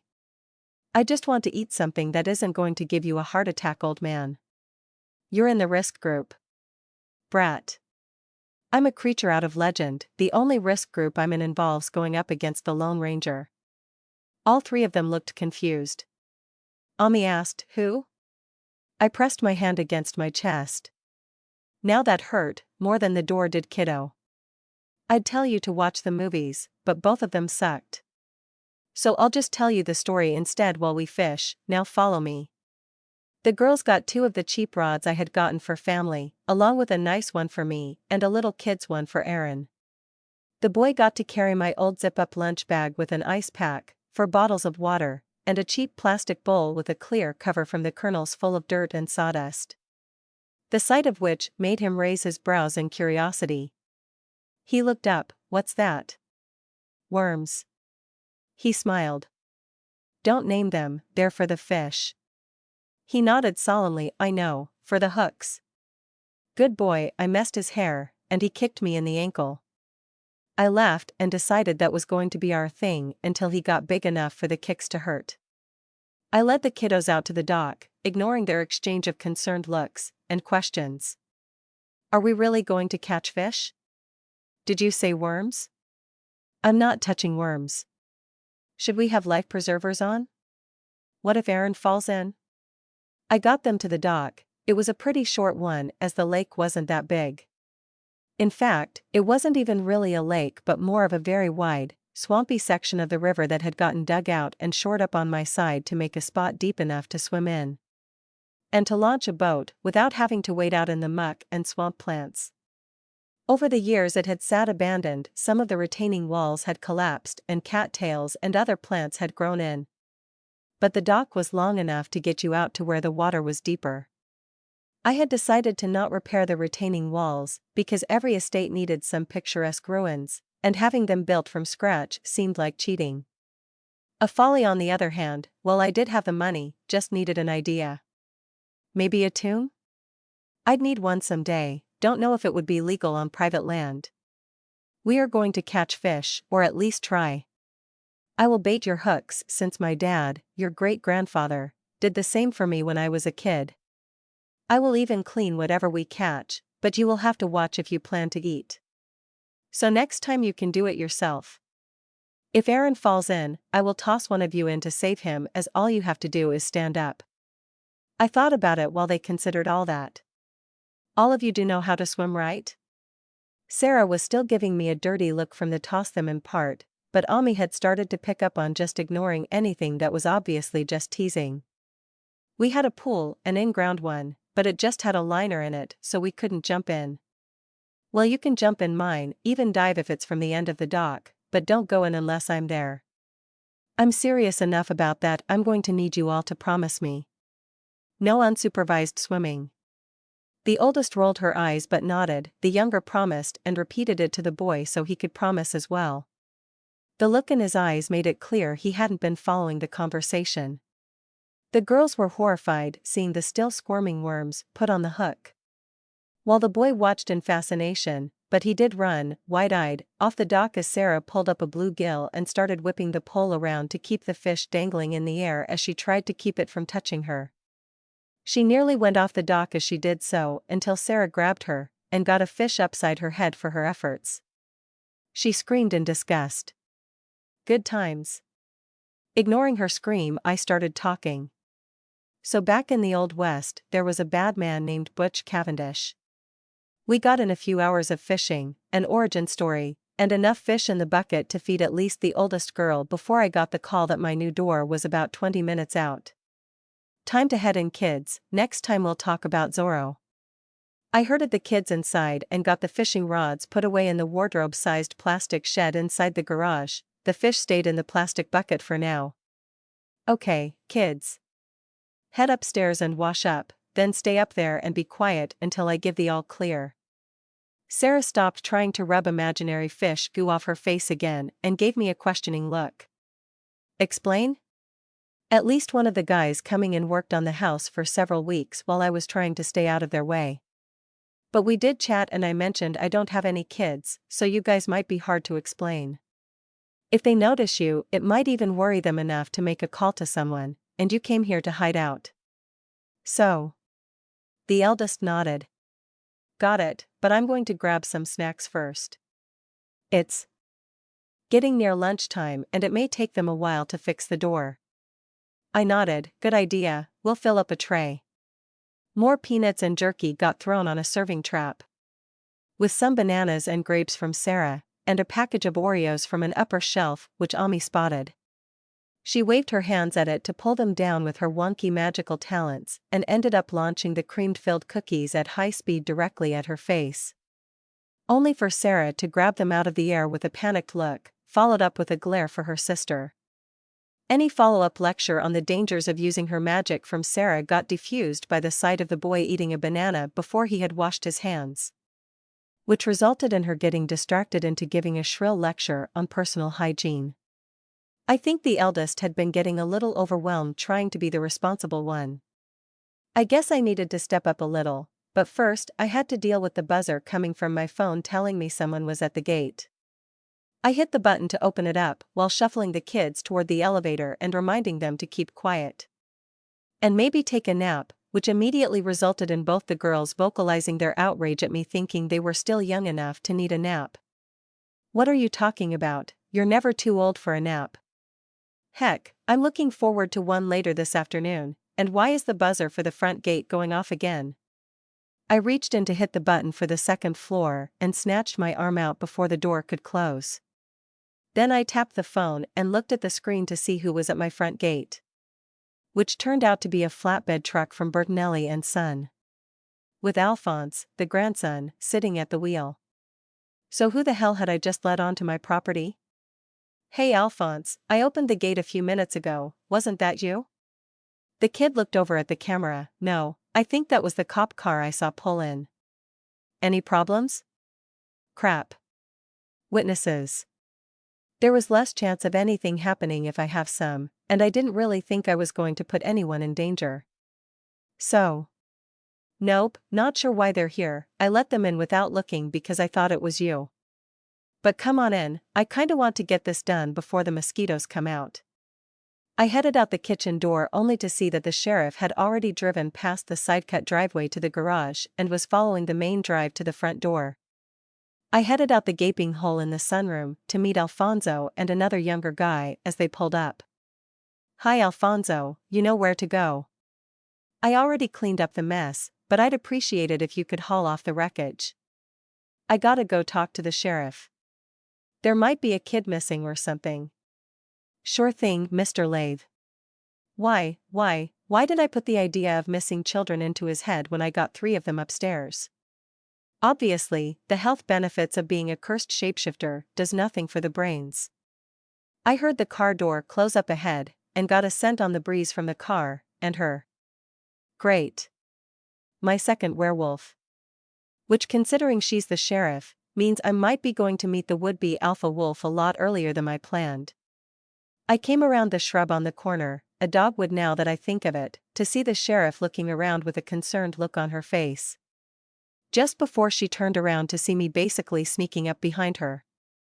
Then she got an even more serious look on her as she held her hands out in front of her with her fingers spread out. "Okay, let's talk this out. I didn't come here for you, we're both adults. We don't have to fight." Right, not what I was expecting, or who. Sheriff Adora Karas was a bit on the small size, but very fit looking. With some color to her skin and long wavy black hair with some white and gray mixed in, then tied back loose behind her head. I couldn't see her eye color since she was pointedly looking down at my chest. For a moment I wondered if my shirt had something on it again. Then I realized she was avoiding eye contact, like she was dealing with a predator and didn't want to provoke me. I looked down at her chest as well, realized that could be taken the wrong way, and then dropped my eyes further down to her belt buckle, which had a silver dollar set in it. Not sure what to make of that. Talking sounds like a good idea, Sheriff Karas, but I got some contractors here. I'm sure neither one of us want to get curious and overhear anything. So maybe meet up somewhere else, somewhere public. She glanced up for a moment at my house. Crap, did she sniff out the kids? Then she nodded. "The diner has outdoor seating and is in the middle of town. Why don't we meet up there later tonight and grab a bite to eat?" I tilted my head to the side before asking. "You buying?" That got a little smile out of her, and more importantly, it seemed to make her relax a bit. "From the look of this place, you can afford to cover your half of the bill." I looked up to meet her eyes as she gave me the once-over. They were light brown colored with a hint of mischief in them. Then she down-pointed toward her waist.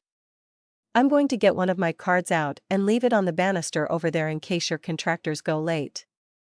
Otherwise, I'll see you around 7. She laid the card down, slipped into her car, and gave me a wave as she headed out. Then Ami called down from the second floor, "Are you going on a date?" I glared up at the 2 little faces looking out at me from the window they had cracked open. Does hide where no one can see you mean something different these days? Sarah opened his mouth to say something snide, but Ami cut her off. We're on the other side of the building from the kitchen and the window was open before she pulled up. When we heard the car, we got out of sight but didn't want to get seen getting the window closed. Well. So what am I supposed to say here? I guess nothing, since I don't want Alfonso to come looking for me and hear me yelling up at a second-story window in a supposedly empty house. That sort of thing gets people talking. Just stay away from the windows and keep it down. We'll talk about this later. I got an eager nod and a sour glare, you know which came from which. Then I collected the sheriff's card with her cell and office numbers. So. I'm outed. Since she wasn't trying to stare me down and bark out orders, this might even be a good thing. I guess I will have to get through dinner to find out, and I'm going to have to leave the kids here alone while I do so, since I don't want anyone to know they're here. Is Sarah old enough to watch the other 2?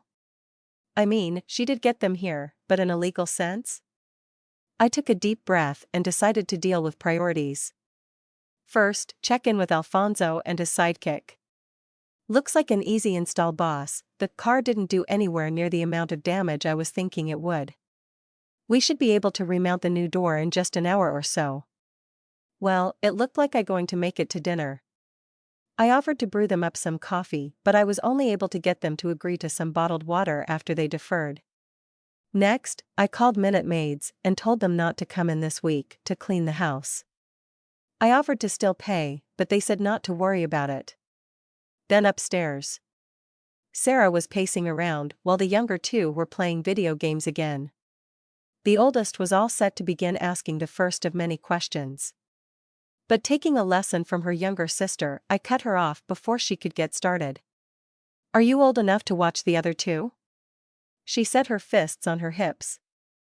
"I'm 13. I nodded at her. That was old enough once, but I don't know what the laws say nowadays. For all I know, you might need a degree and a license to do it now. She huffed at me but brightened up when I asked her to make a shopping list. "I'll pick up some groceries after dinner, but keep in mind it's a small town store. So include some alternatives to whatever it is that you wanted." I left them to it while I took care of one last thing.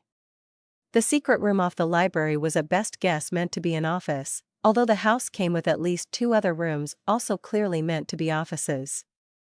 But the secret one was behind a bookshelf that opened up like a door and had a well-ventilated if windowless room. This is where I kept my real gun cabinet and my ammunition. Also my comic book collection. It's a good-sized room. The tempered glass-fronted gun cabinet in the library only had working replicas. Those ones I never bothered to keep ammunition around for since I had no interest in ever shooting them other than at a gun range. And there I could just buy what I needed for the day. What I thought of as my real one was a steel cabinet that had belonged to my uncle and had my old hunting rifle, my duty revolver, my father's shotgun, and the bulk of my uncle's collection of firearms. No one else had wanted them and I had just never gotten around to selling them off. Now I had the space to keep them and no need for the money from selling them. So I had decided I'd just hang on to them until they become one of my heir's problems to deal with. You know, the same thing my uncle had done to me. If the sheriff was planning on making a power play, swing by again with some backup, what was I going to do? Wait, was I actually having some fantasy about trying to defend my home by myself and fight off a horde of snarling werewolves out to make me bow down and kiss their boss's boots? With 3 little kids in my home. Crap, crap, crap. Even if it was just me, that was a stupid kid's way of thinking. Even now, after becoming a lycanthrope, I'm still not Rambo. Why the hell was I thinking like this? The sheriff's reacting to me like a dangerous wild animal was starting to make sense. Part of becoming what we were must include a heaping dose of aggression, something I'm going to need to watch out for. How else is this affecting me? I put the keys to the gun cabinet back in my pocket and made a decision. Whatever the wants, she gets. At least while I got kids here to protect, after that, I got a lot of money, and whole families of magic warriors for hire being around was apparently a thing. That's when I heard the eldest's voice pipe up outside the room. "Is that a Gatling gun?"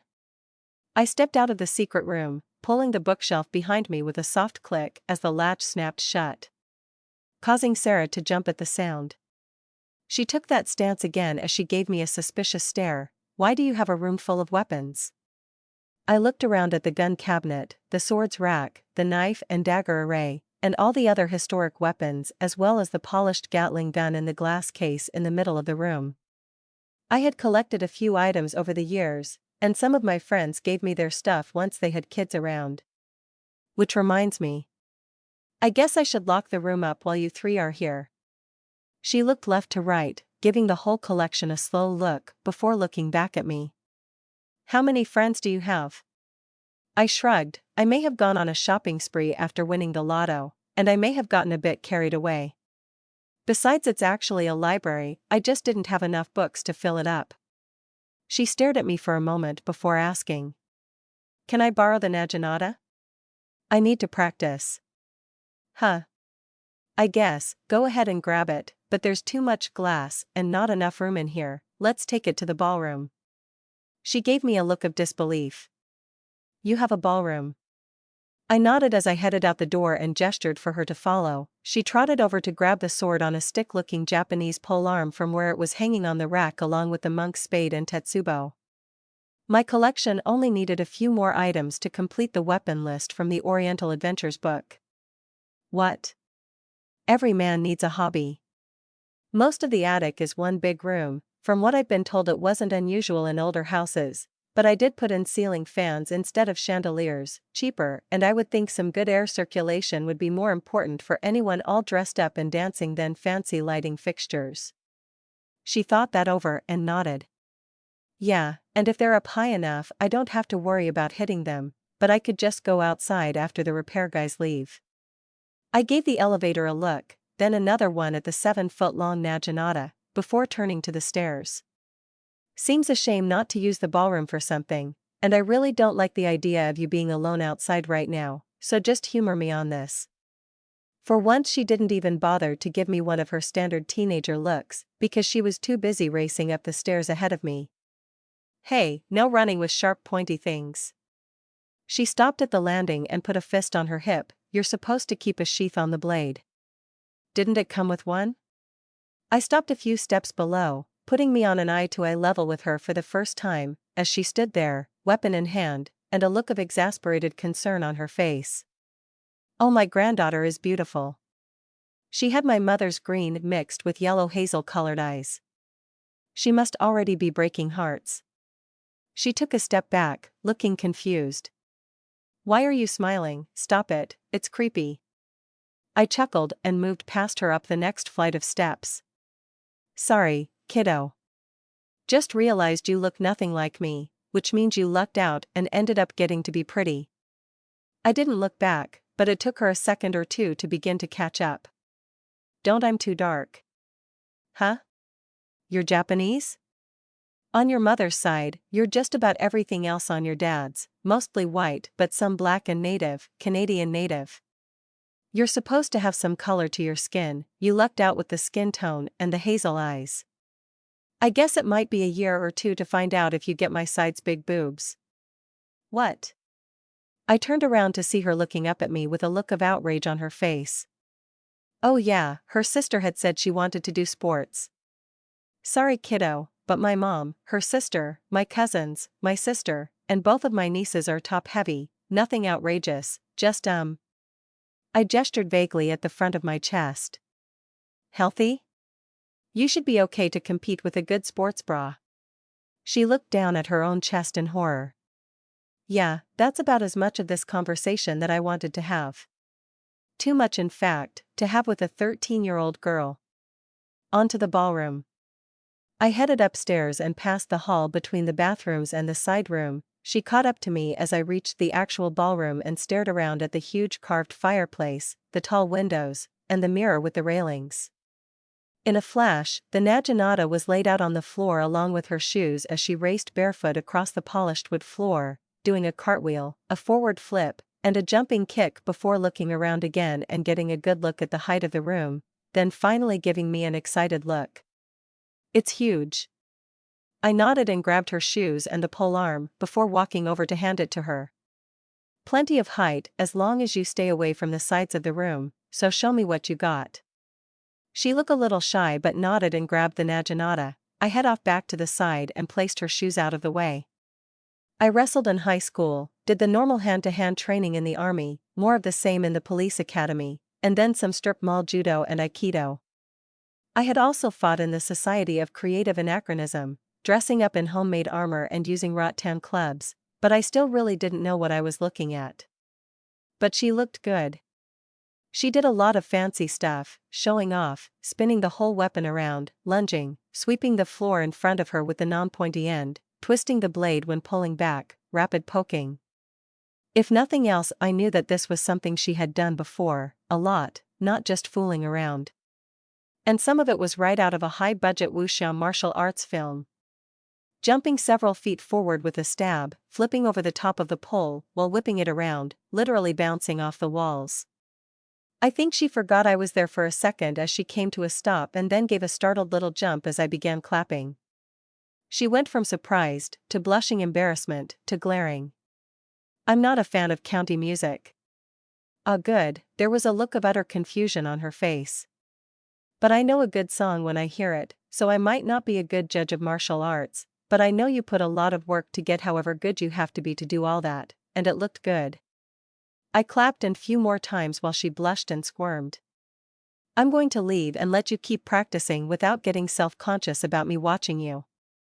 I headed out hoping I wasn't going to have to tell her to take a shower afterwards. Kids can be weird, and then realized that the bags they had come with could not have held all that many changes of clothes. So I needed to get all 3 of them to a store to pick up some more since I did not want to deal with getting the wrong sizes or picking out girls' cloths. Which meant I might have to get the little guy a kid's seat, not something I had dealt with before. Oh well, looks like I got 3 stops tonight. I headed back to the kitchen to see Alfonso and his buddy finishing up. All done, Mr. Lathe, and don't worry, we'll haul off the wreckage. I inspected the work, or at least as best as I could with no clue what all putting it in had involved, but it seemed to be solidly in place and looked good, plus I trusted the company. Looks good, Alfonso, let's settle up. He shook his head with an amused look as he began filling out the bill.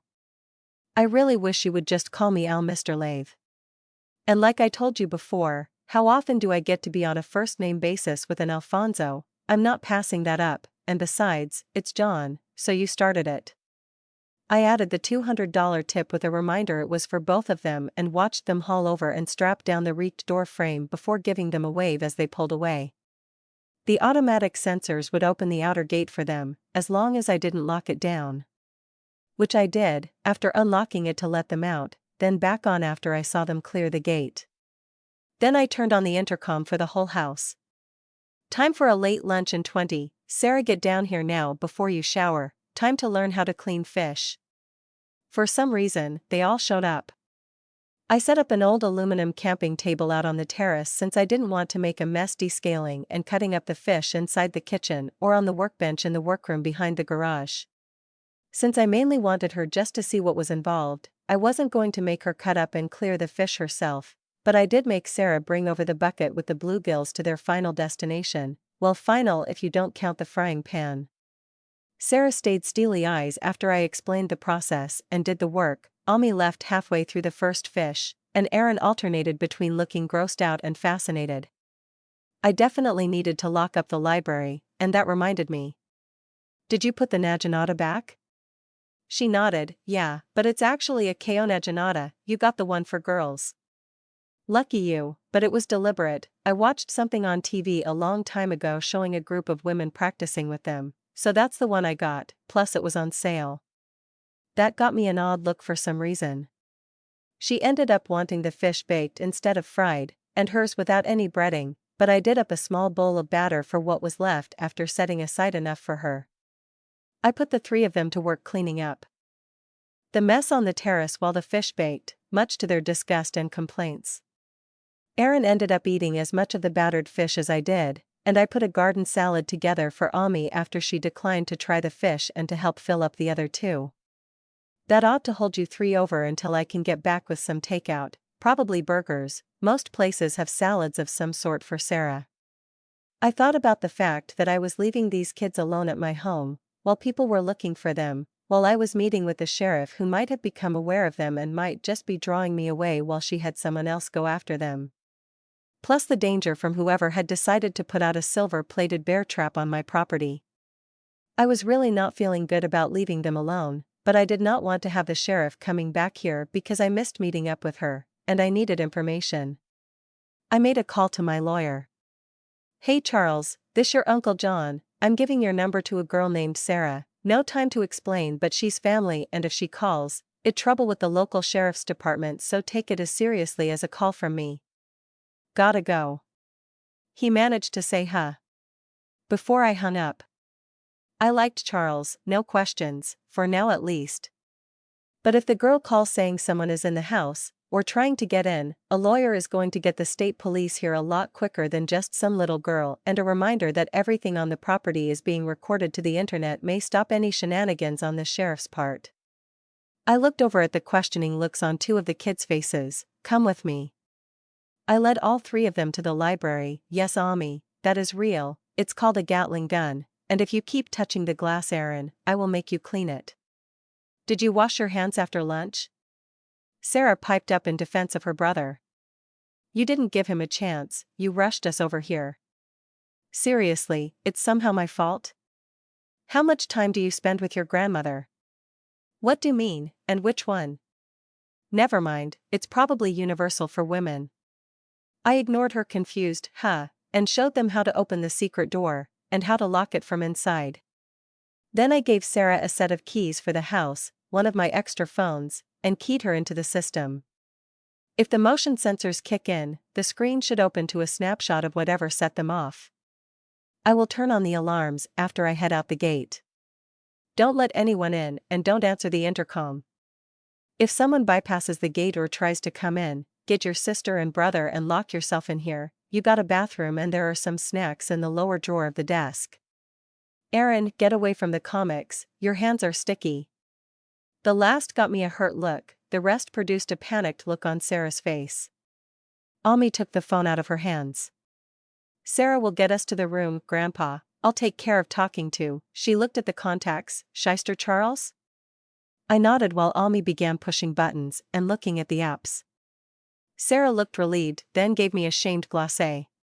Not sure what to do here, tried to reassure her, or would acknowledging the situation just make it worse? Guess I'll go with not talking about it in front of her sibling. Plus I'm running out of time. So, herded the kids out of the library, locked the door, and plopped them down in front of a TV with the Disney Channel on. Now I just had to take a quick shower, floss and brush, then grab some fresh clothes. Should I use deodorant? The sheriff's sense of smell should be as good as mine, so would it be better to cover up my personal odor with a deodorant, or would a fake smell be offensive like I'm being deceptive or just irritating to a super sensitive nose? I took a sniff of the discount store sport-scented roll-on, and it wasn't bad, just kinda chemical. So, split the difference, use the salt crystal roll-on to kill the smell, and a light swash of sport to show I was making an effort. And maybe to cover up some subtle clues an experienced werewolf might be able to pick up by scent, or again, show I was making an effort to block that sort of thing without dousing myself. I looked at the good blue jeans and "don't embarrass the family when we eat out" shirt I had picked out to wear and considered how much effort I was putting into smelling nice. Great, now Ami has got me worried that I was going to end up making the sheriff think that I thought this was a date. Better wear my work boots to keep it casual. The two girls were waiting for me outside of my room. Ami immediately gave me a dubious look. Don't you have any other shoes? Sarah seemed more interested in peeking around me to get a look at the master suite. I looked down at my slightly scuffed old work boots. What?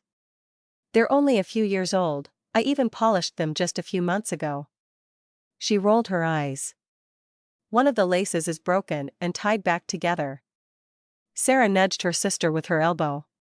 He looks fine, and he can buy new laces when he gets food. Well, at least she's practical. I'll add it to the list. Is Aaron young enough to still need a child seat? They looked at each other before Sarah spoke up. It's not just his age, he needs a 5-point harness seat because he's small, but I don't think that town is big enough to have big enough of a store. Can't you just order one? I rubbed my chin. I'm a little hesitant to order anything online that hints I got you kids here, but I can get James to order it and just send it to here. Think it over tonight if there's anything else you need so I can put in an order when I get back. They followed me downstairs, which gave me the chance to tell them to lock up behind me when I headed out the door. I was only running late in terms of me doing a drive-through of Quinn Township's main drag and the whole getting a good look at the Peachtree Cafe. No sign of the sheriff or anyone else lurking, at least as far as I could tell. I made sure to park in the lot in the island parking lot between the divided streets so no one could jump me from an alley on my way back to the car and got myself a seat outside the cafe. A moment later I was asking the waitress whose name tag read Emily to leave 2 menus and asked for a bottle of water. A bottle would be sealed when I got it, so if the plan was to drug me, at least I would get to eat first. Hi, glad you made it. The sheriff was making a point of calling to me and waving from about 20 feet away to let me know she was approaching me before she walked up, hesitating for a moment when I stood up to pull out her chair. Wait polite is good, but that's something you do for a date. She gave me a pleased if hesitant smile before she sat down, turning her back to me as she did so. Well, Haven't had somebody do that in a while, not exactly the current fashion. I stepped back and around to take my own seat. Just how I was raised, don't mean nothing. The sheriff was still wearing the same faded, but not torn blue jeans and boots from before, but with a white tank top and an oversized blue shirt made of something light that she was wearing like a loose jacket. She gave me a raised eyebrow. I hope you didn't go and order for me. I gave her a shrug as I leaned back in my chair, taking the chance to give myself a good look around as I did so. Don't tell me there are guys who do that. She shook her head with a grin. No, or at least not in a while, so tell me, what made you move out here in the boonies? Read a webpage talking about that house once, though it was a shame for so much work and money to be put into a place then have it just left to rot, almost finished. After I won the lotto, it seems like a nice place to live, didn't even really think too much about where it was. She made a little more small talk and gave the waitress a signal to give her some more time before she got around to asking me about family. Yeah, let's change the subject. I think we should get to the main topic. What's the setup around here? She leaned back. Nothing bad, but maybe we should order first. You're the first newcomer we've had since I was told I was in charge, and I'd like to have a little bit more to think on how I want to do this. I nodded in agreement, pondering about that told she was in charge. I put in an order with Emily for the meatloaf dinner with fries and a garden salad, with French dressing. I figured I'd try the meatloaf since you can always drown it in ketchup if it isn't good, and noted to myself that the waitress smelled plain old human. In fact, everyone but me and the sheriff smell like normal humans, at least as far as I could tell just by breathing in through my nose. It wasn't like I was sniffing at anyone. The sheriff had added something to herself with floral scent, something light, since she had been by my place. So was she being social or hiding something, or maybe just as worried as me about what using or not using anything might be saying?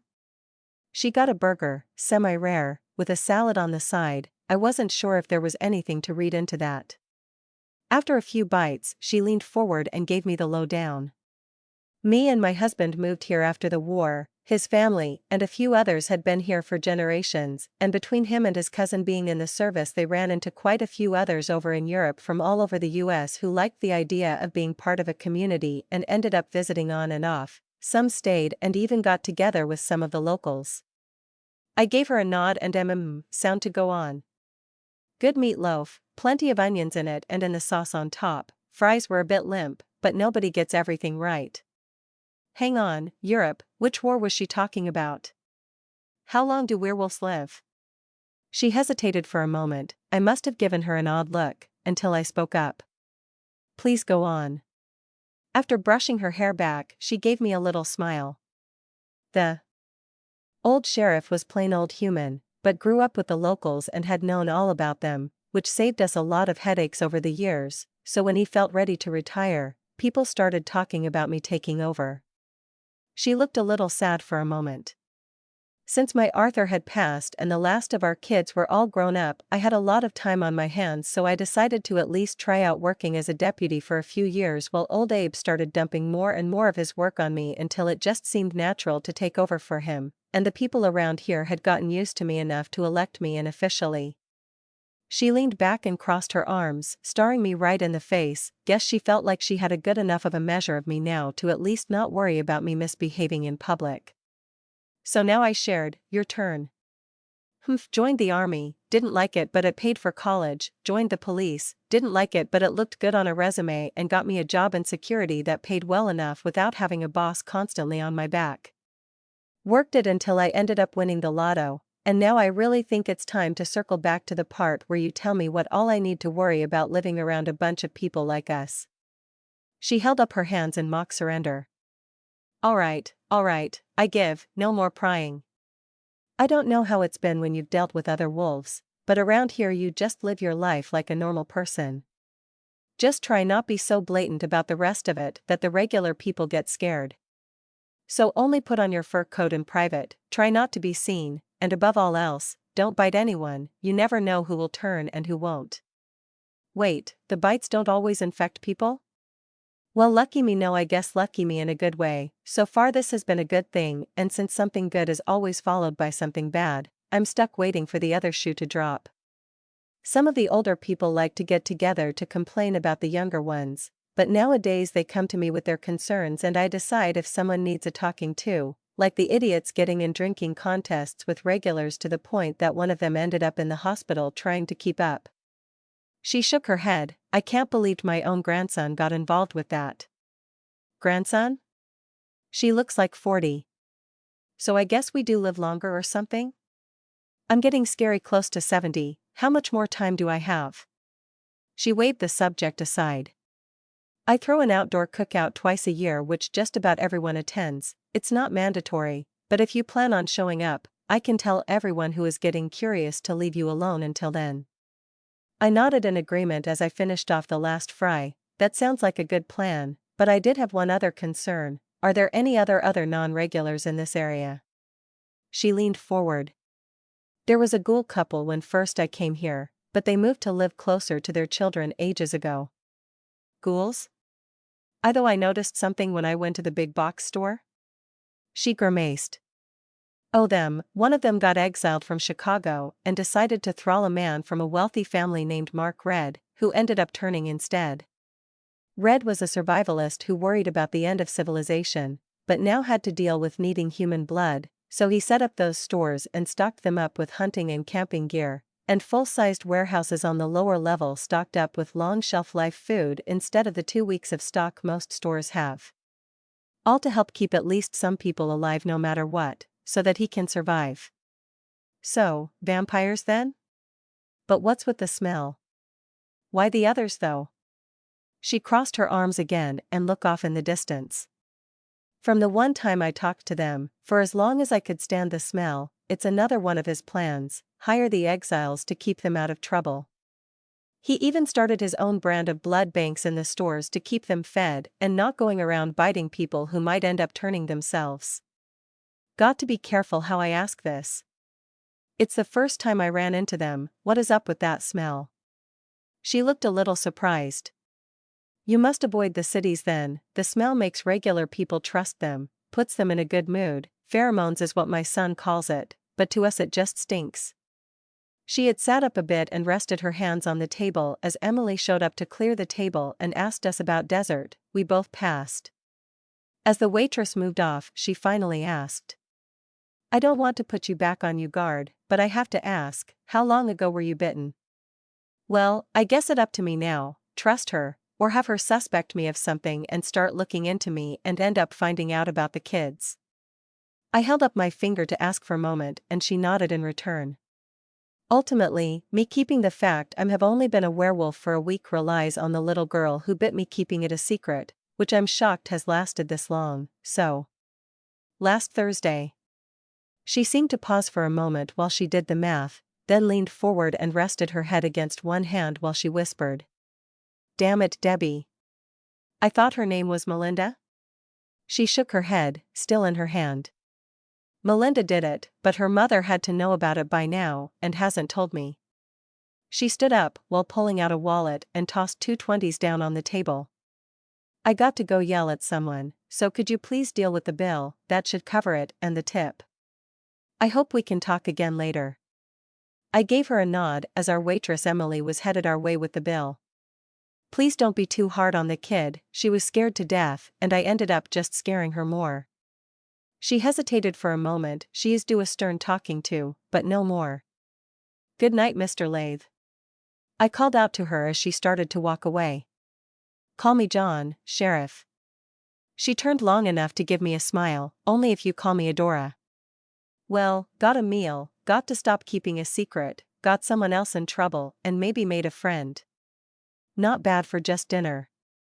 Instead of a testosterone-overloaded idiot claiming a divine right to boss me around and a pack of subservient thugs willing to follow his every whim, I got a nice, sensible lady in charge and a bunch of folk who just wanted to live their own lives and be left alone. I can sympathize with that.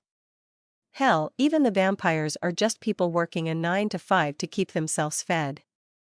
For a moment I was thinking everything was fine, until I saw the pudgy guy taking a picture of my license plate with his phone. Young, out of shape, with some chin scars that might one day be facial hair and looking very pleased with himself, right up until he looked over to see me standing next to him. I pointed from his phone to my car and then back at him. Explain. What? I lifted the phone out of his hand to look at the picture of my car still on his screen. Why are you stalking me, son? I mean, even if I swung that way, consider the age difference. The kid looked ready to run. Well, what? How do I erase the picture, in the gallery? Right, there it is, plus some other pictures, including a grainy security cam image that looks like me walking inside the red smart entry hallway. Oh, that's why the entrance was so long, it keeps the sunlight out. So I'm guessing the people who gave you my picture were getting a little long in the tooth? Pudgy just looked confused and started backing up right toward the man who had stepped out of the used bookstore with a concerned look, and when I looked over to meet his eyes, he got a look on his face like he was getting ready for a fight as he came up behind Pudgy. What's going on here, Dave? Sorry, behind Dave. Dave looked behind him, then back at me with a look of fear. No, he's one of you guys, Dare? Dare, a younger-looking guy with a dark complexion and too much product in his hair, was now close enough for both of us to recognize each other as werewolves. He started breathing harder and fixed himself for a fight as he stepped up to stand between me and Dave, and gave me a challenging look. Looks like it, if we're going to have a problem, we should settle this out of town. I felt myself on the edge of throwing a punch and took a deep breath. Remember, I told myself, you're well past this kind of grandstanding, then breathed out. Dave here was taking a picture of my car's license plate, and has a photo of me from a red smart security cam. I'm have to admit I'm kind of curious about how he came by the one and what he was planning on doing with other. Dare went stiff for a moment before asking, I think I may have read this wrong. Can I take a look at that? He pointed to the phone. What the hell? Sure, here you go. He looked at the phone, opened something, and looked up at me, then back at the phone while Dave started to slowly back away, before asking, in an exasperated tone. What the hell, Dave? Dave began to shake his head while he waved his hands in front of him. I had no clue he was one of you guys. Some guy at Vernon's was offering $50 if anyone could help him find a guy in a big black Ford who clipped one of his mirrors and took off. I just thought I was helping somebody out, really. I looked over at the other guy. Vernon's? He looked up for a moment from messing with Dave's phone. A dive bar. I erased the images, but this is the number of whoever texted your image to Dave. He handed me the phone back, with only a token sound of protest from Dave. I got my own phone out to take a picture. Why don't you tell me about this guy, Dave? Dave glanced around for a moment, looking desperately for some way out of the conversation, before sighing and starting to talk. The guy said his name was Bing, like the guy in the old movies, but he looked like someone they would cast to play a young Charles Manson. He had two guys hanging back who left with him, big guy with awesome sleeves, full arm tattoos, and a guy who was just some guy. He talked to a lot of people, even bought a round when he talked to a whole table. Most people let him send them the text. I swear I really thought this was about some boomer doing a hit and run. Sorry, I mean old guy, I mean not old dash. I cut him off at this point, as I started to throw some kind of plan together. Loose the guy's number. Start spreading the word to everyone else who was the bar that night that's there. Let's say they're working for the old guy's ex-wife who's out to hit him up for more money, and that Bing is dodging your calls about paying you for tracking me down, and then we're good. Here's some cash, go to the bar right now, buy yourself a few and start complaining to everyone they're being ghosted, got it? I handed him 2 20s and his phone as he nodded, eagerly stuffing both in his pocket. Darius grabbed him by his shoulder. Dave, delete the phone number now. The younger man quickly dug his phone out again. Oh, right, sorry, and scurried off with some beeps coming from his phone. I held my hand out to the remaining man, John Lathe. He shook my hand, firmly, but without making it a contest. Darius Jones, the sheriff you just had dinner with's grandson. So what exactly are your intentions with my grandmother? Are you planning on making an honest woman out of her, or are just looking for walk on the wild side with a she-wolf? It was more of just a dinner type thing. He laughed, and his voice relaxed into cheery tone.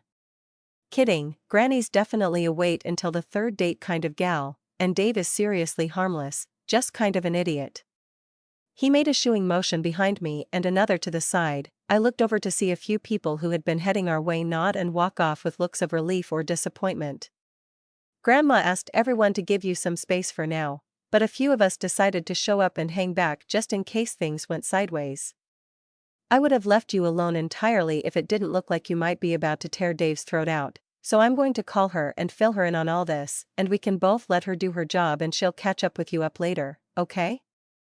I nodded at the young man. Sounds about right, Darius. If you'll excuse me, I still got a few errands before I head home. He gave me a wave and a have fun as he headed back into the bookstore. The bookstore full of overpacked shelves of all kinds of used books. Now I kind of want to go in there myself, but I had things to do. Marv's Mart looked like it once been a small-town grocery store, up until someone decided to start building on add-ons and managed to fill up the what must have been all of the original parking lot before anyone could stop them.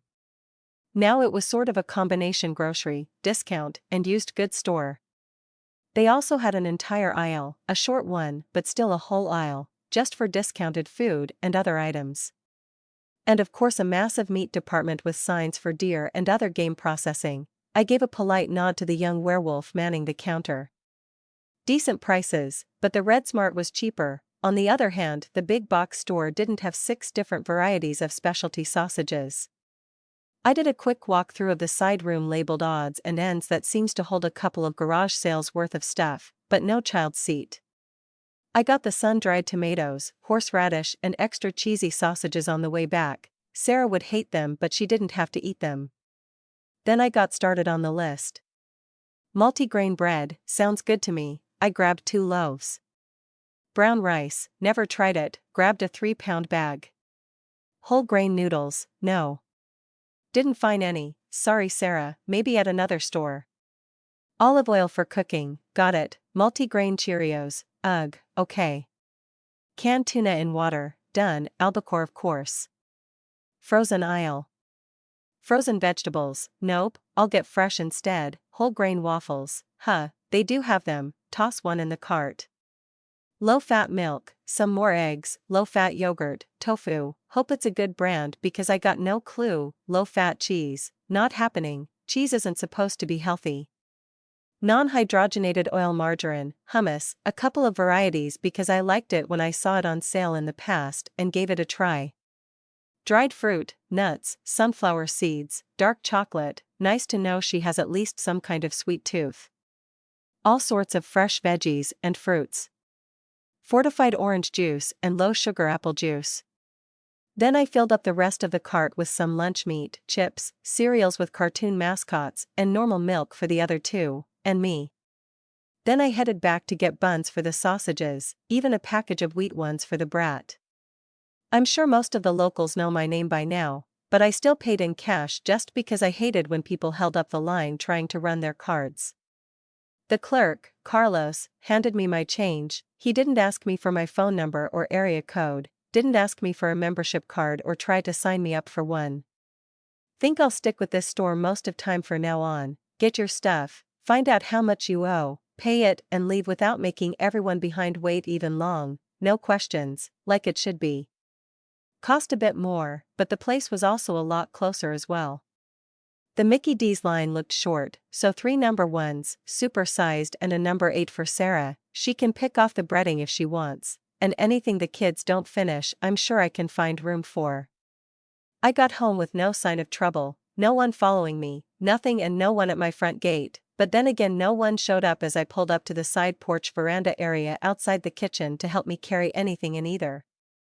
Disappointing, but maybe they just didn't hear the car. I guess that might be one of the disadvantages of owning a big house. Don't want to make any extra trips of course, so 5 of the 5 lighter bags went in one hand and 3 of the heavier ones in the others. I had to set those down to unlock and open the door since no one could be bothered to even do that for the guy bringing their special order food for them. After cracking the door open I could smell a faint whiff of smoke. I did take the time to lock the door from the inside before I tore off to track down the smell, but I also left the food sitting on the patio tiles outside the door rather than take a moment to carry them inside. The smell got stronger as I headed to the game room to find Sarah standing shamed-faced just outside the door, with a teary-eyed Ami behind her and Aaron sound asleep on the couch. The eldest stepped up like she was trying to block me from going into the room. Please, it was my fault, don't blame Mommy. We were arguing because I was messing around with the Naginata and then I hit the light fixture and it scared her. She looked down at the ground. I reached out and laid my hands on her shoulders. As she peeked up with a look of hope in her eyes, I shuffled her to the side without too much resistance, laid a finger in front of my lips to shush Ami as she started to speak and headed in to see the damage. My TV, the big flat screen, which cost more than I used to make in a week, was crushed right in the middle and smashed up against the wall, with a crack in the wall behind it. I looked up at the ceiling fan with the light bulb shining brightly now that it had been freed of the tinted white glass globe, which looked to have been hastily cleaned up with the remains dumped in the waste paper basket next to the broom and dustpan from the kitchen. Looked like they cleaned up the parts of the screen that had busted off the TV as well. I must have made some sort of sound since Aaron woke up from where he was sleeping on the couch under my grandmother's knitted throw. Food? Kid got his priorities. Soon. I looked at the two scared little girls, the ones who had to run away from their home, from their own families, and had to rely on a complete stranger while not knowing what had happened to their parents or what was going to happen to them. Sarah, where's the Naginata? She looked up for a moment, then back to her feet as she muttered, I put it back in the library. Ami, no, don't start crying, you are in trouble, but... I stepped over and went down to one knee to grab her as she began shaking. She stepped forward to meet me with her arms half raised and I pulled her in for a hug. In the morning, we're going to start working on your control. For right now, just take your brother downstairs. I patted her back. I can just order a new TV with the kiddie's seat. Great, that just made her cry harder. I rocked her back and forth for a bit, stood up and patted her head. Sarah's turn, not too harsh since she looked on the edge of crying herself. Do you need a hug too? She blushed and shook her head, squirming in place. I sighed. I'm disappointed in you.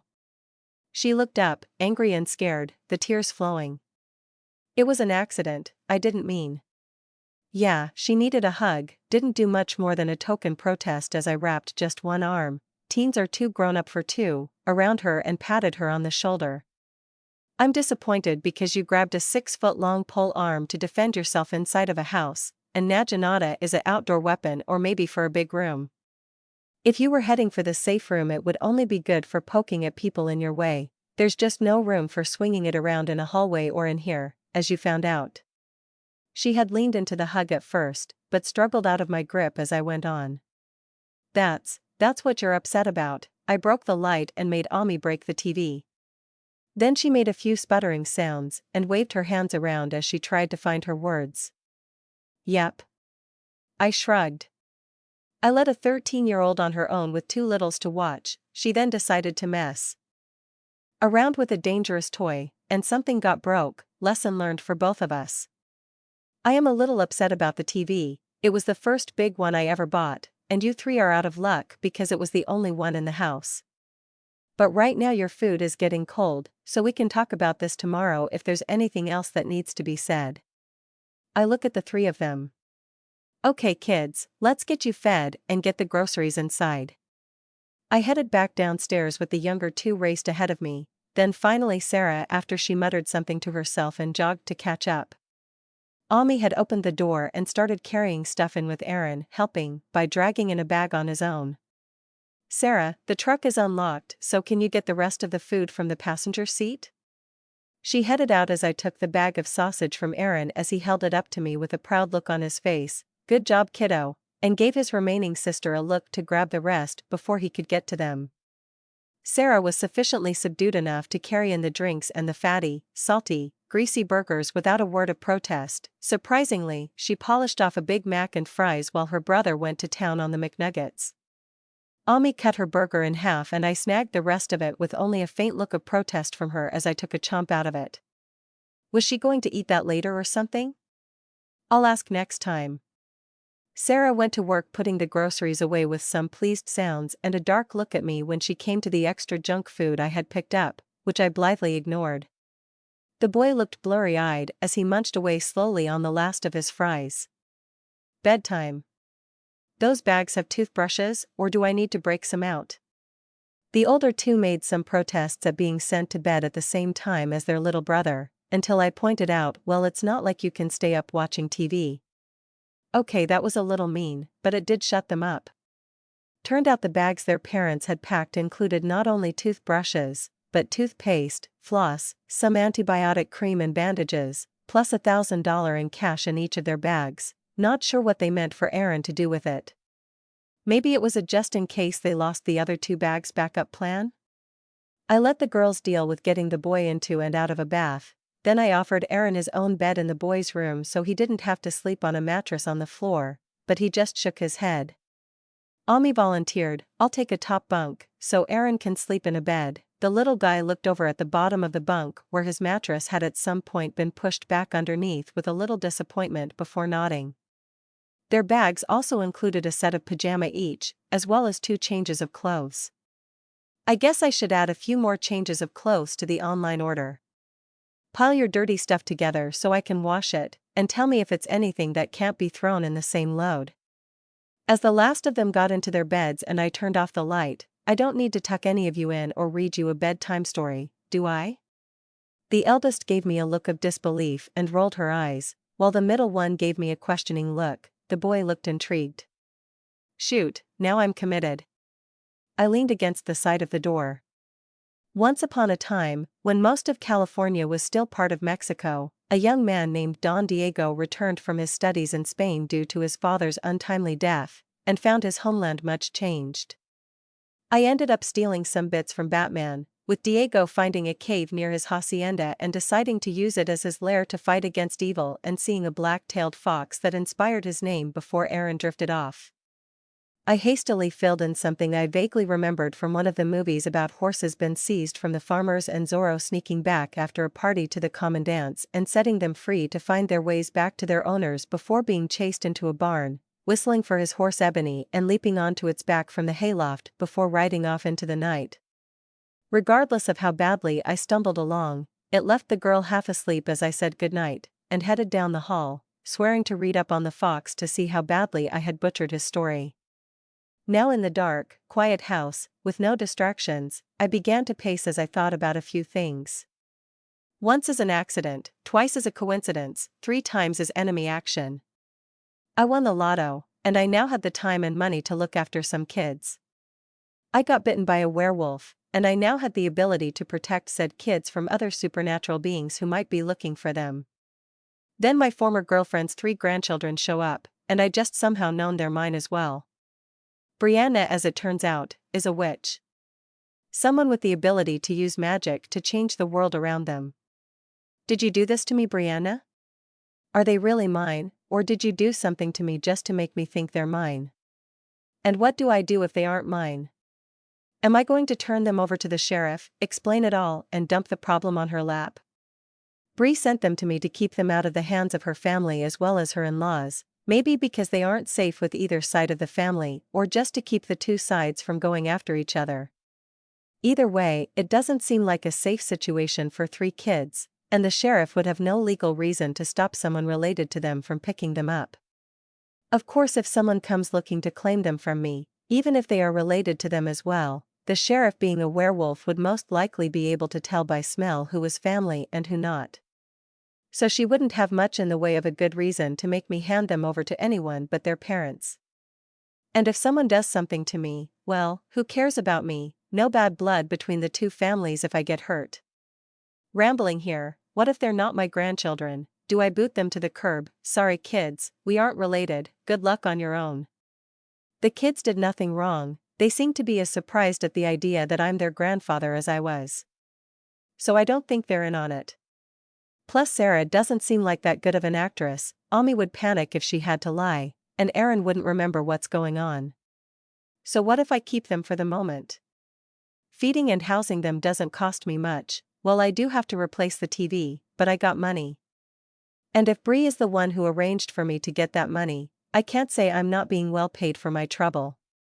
And if trouble does come looking for me, unless it's packing a silver bullet, and silver does do something to me, I think I should be able to handle it, and considering my daughter-in-law told Sarah that werewolves and other supernatural critters don't exist, trouble may not be expecting me. Worst comes to worst, I can always say, I can't stop you, and I don't want to risk the kids getting hurt, take them. Ending up in the hands of their own families shouldn't be all that bad. So, I guess they stay for now, and I wait to see who shows up next to decide what I'll do next, and who they are to me. For now, laundry. I jotted down the kids' sizes as I tossed their clothes in, as well as adding a child seat and a new TV. Then I dumped in the last of the discount store detergent and set the machine to hot. Back upstairs to my office, and I typed up the list before sending it to James's office email. Now on to other matters.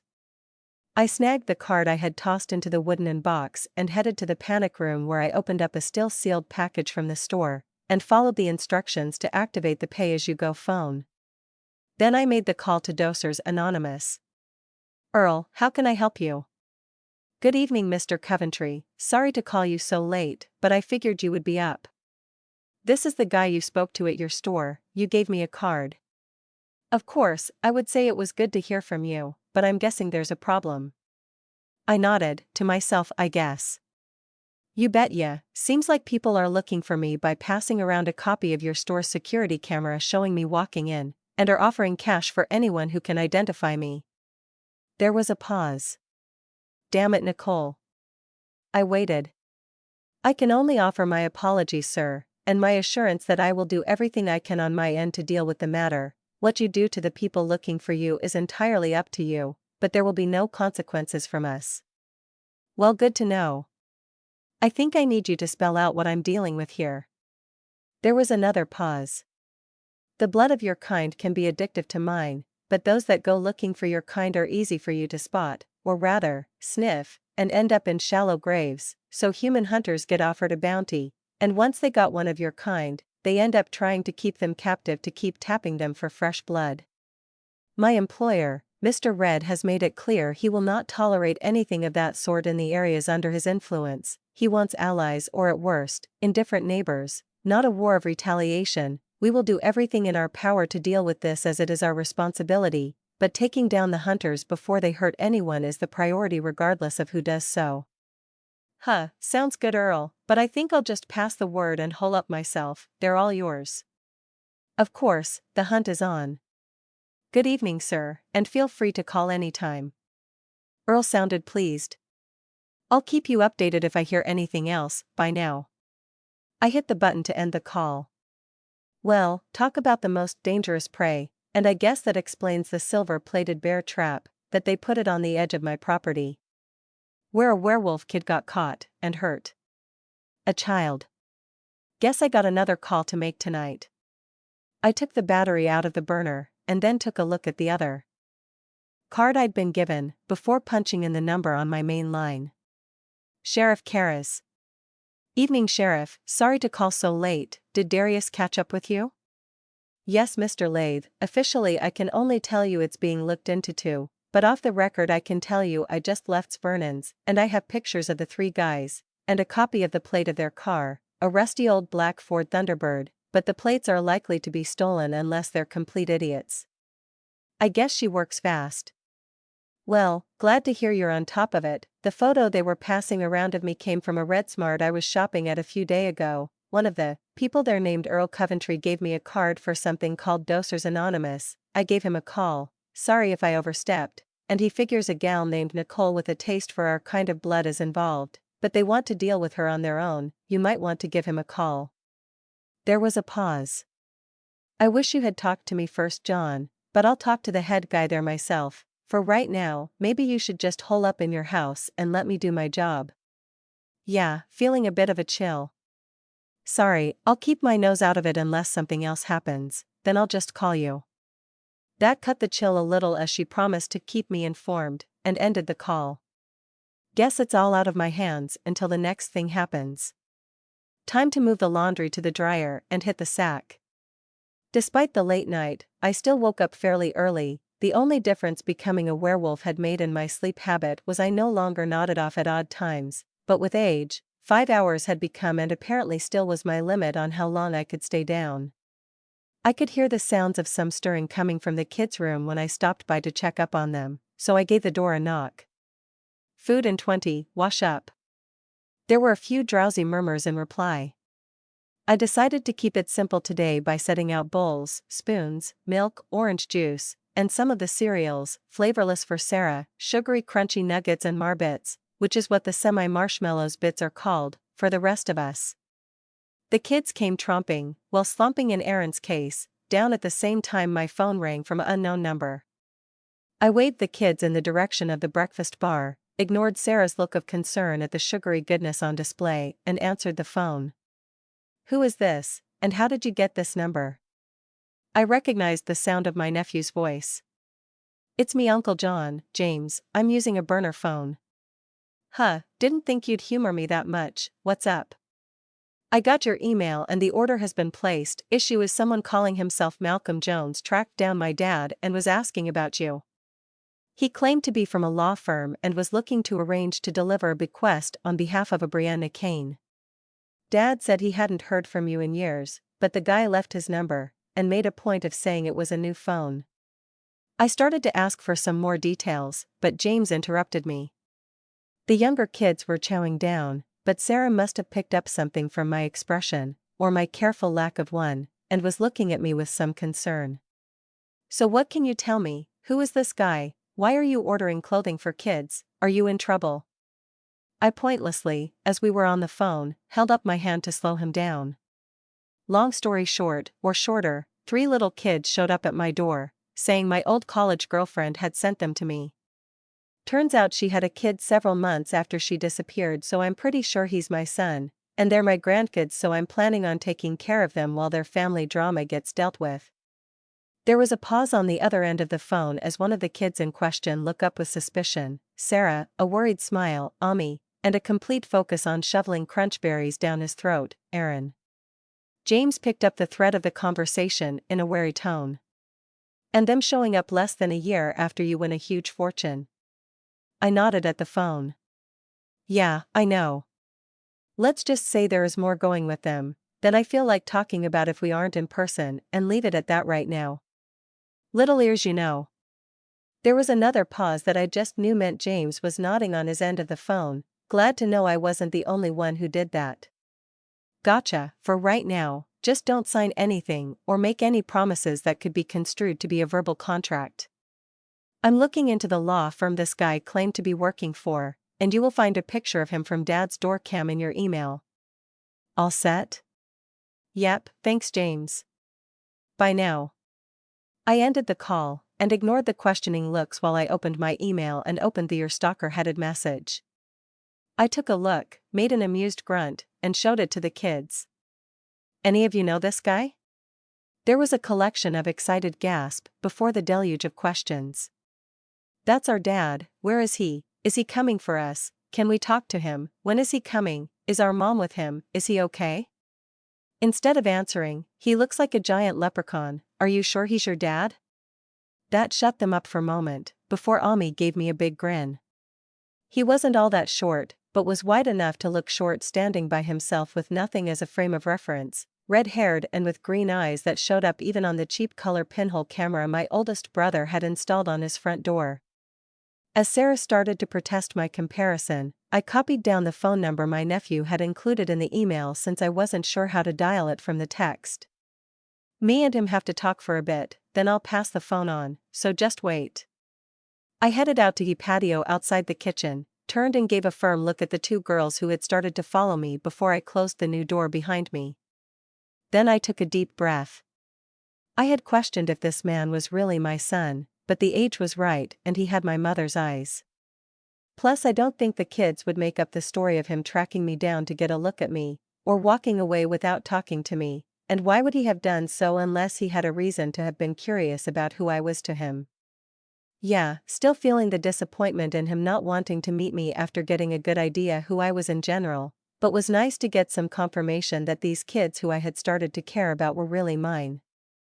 I know the party line being pushed right now is family is more than just blood relations, but knowing the same blood that flowed in my veins, the same that had flowed in my now departed parents, and the rest of my family both living and dead was in theirs as well still meant something deeper. To me at least, family was more than just the people you just choose to care about, it was a connection that doesn't have to be earned, and can never be severed.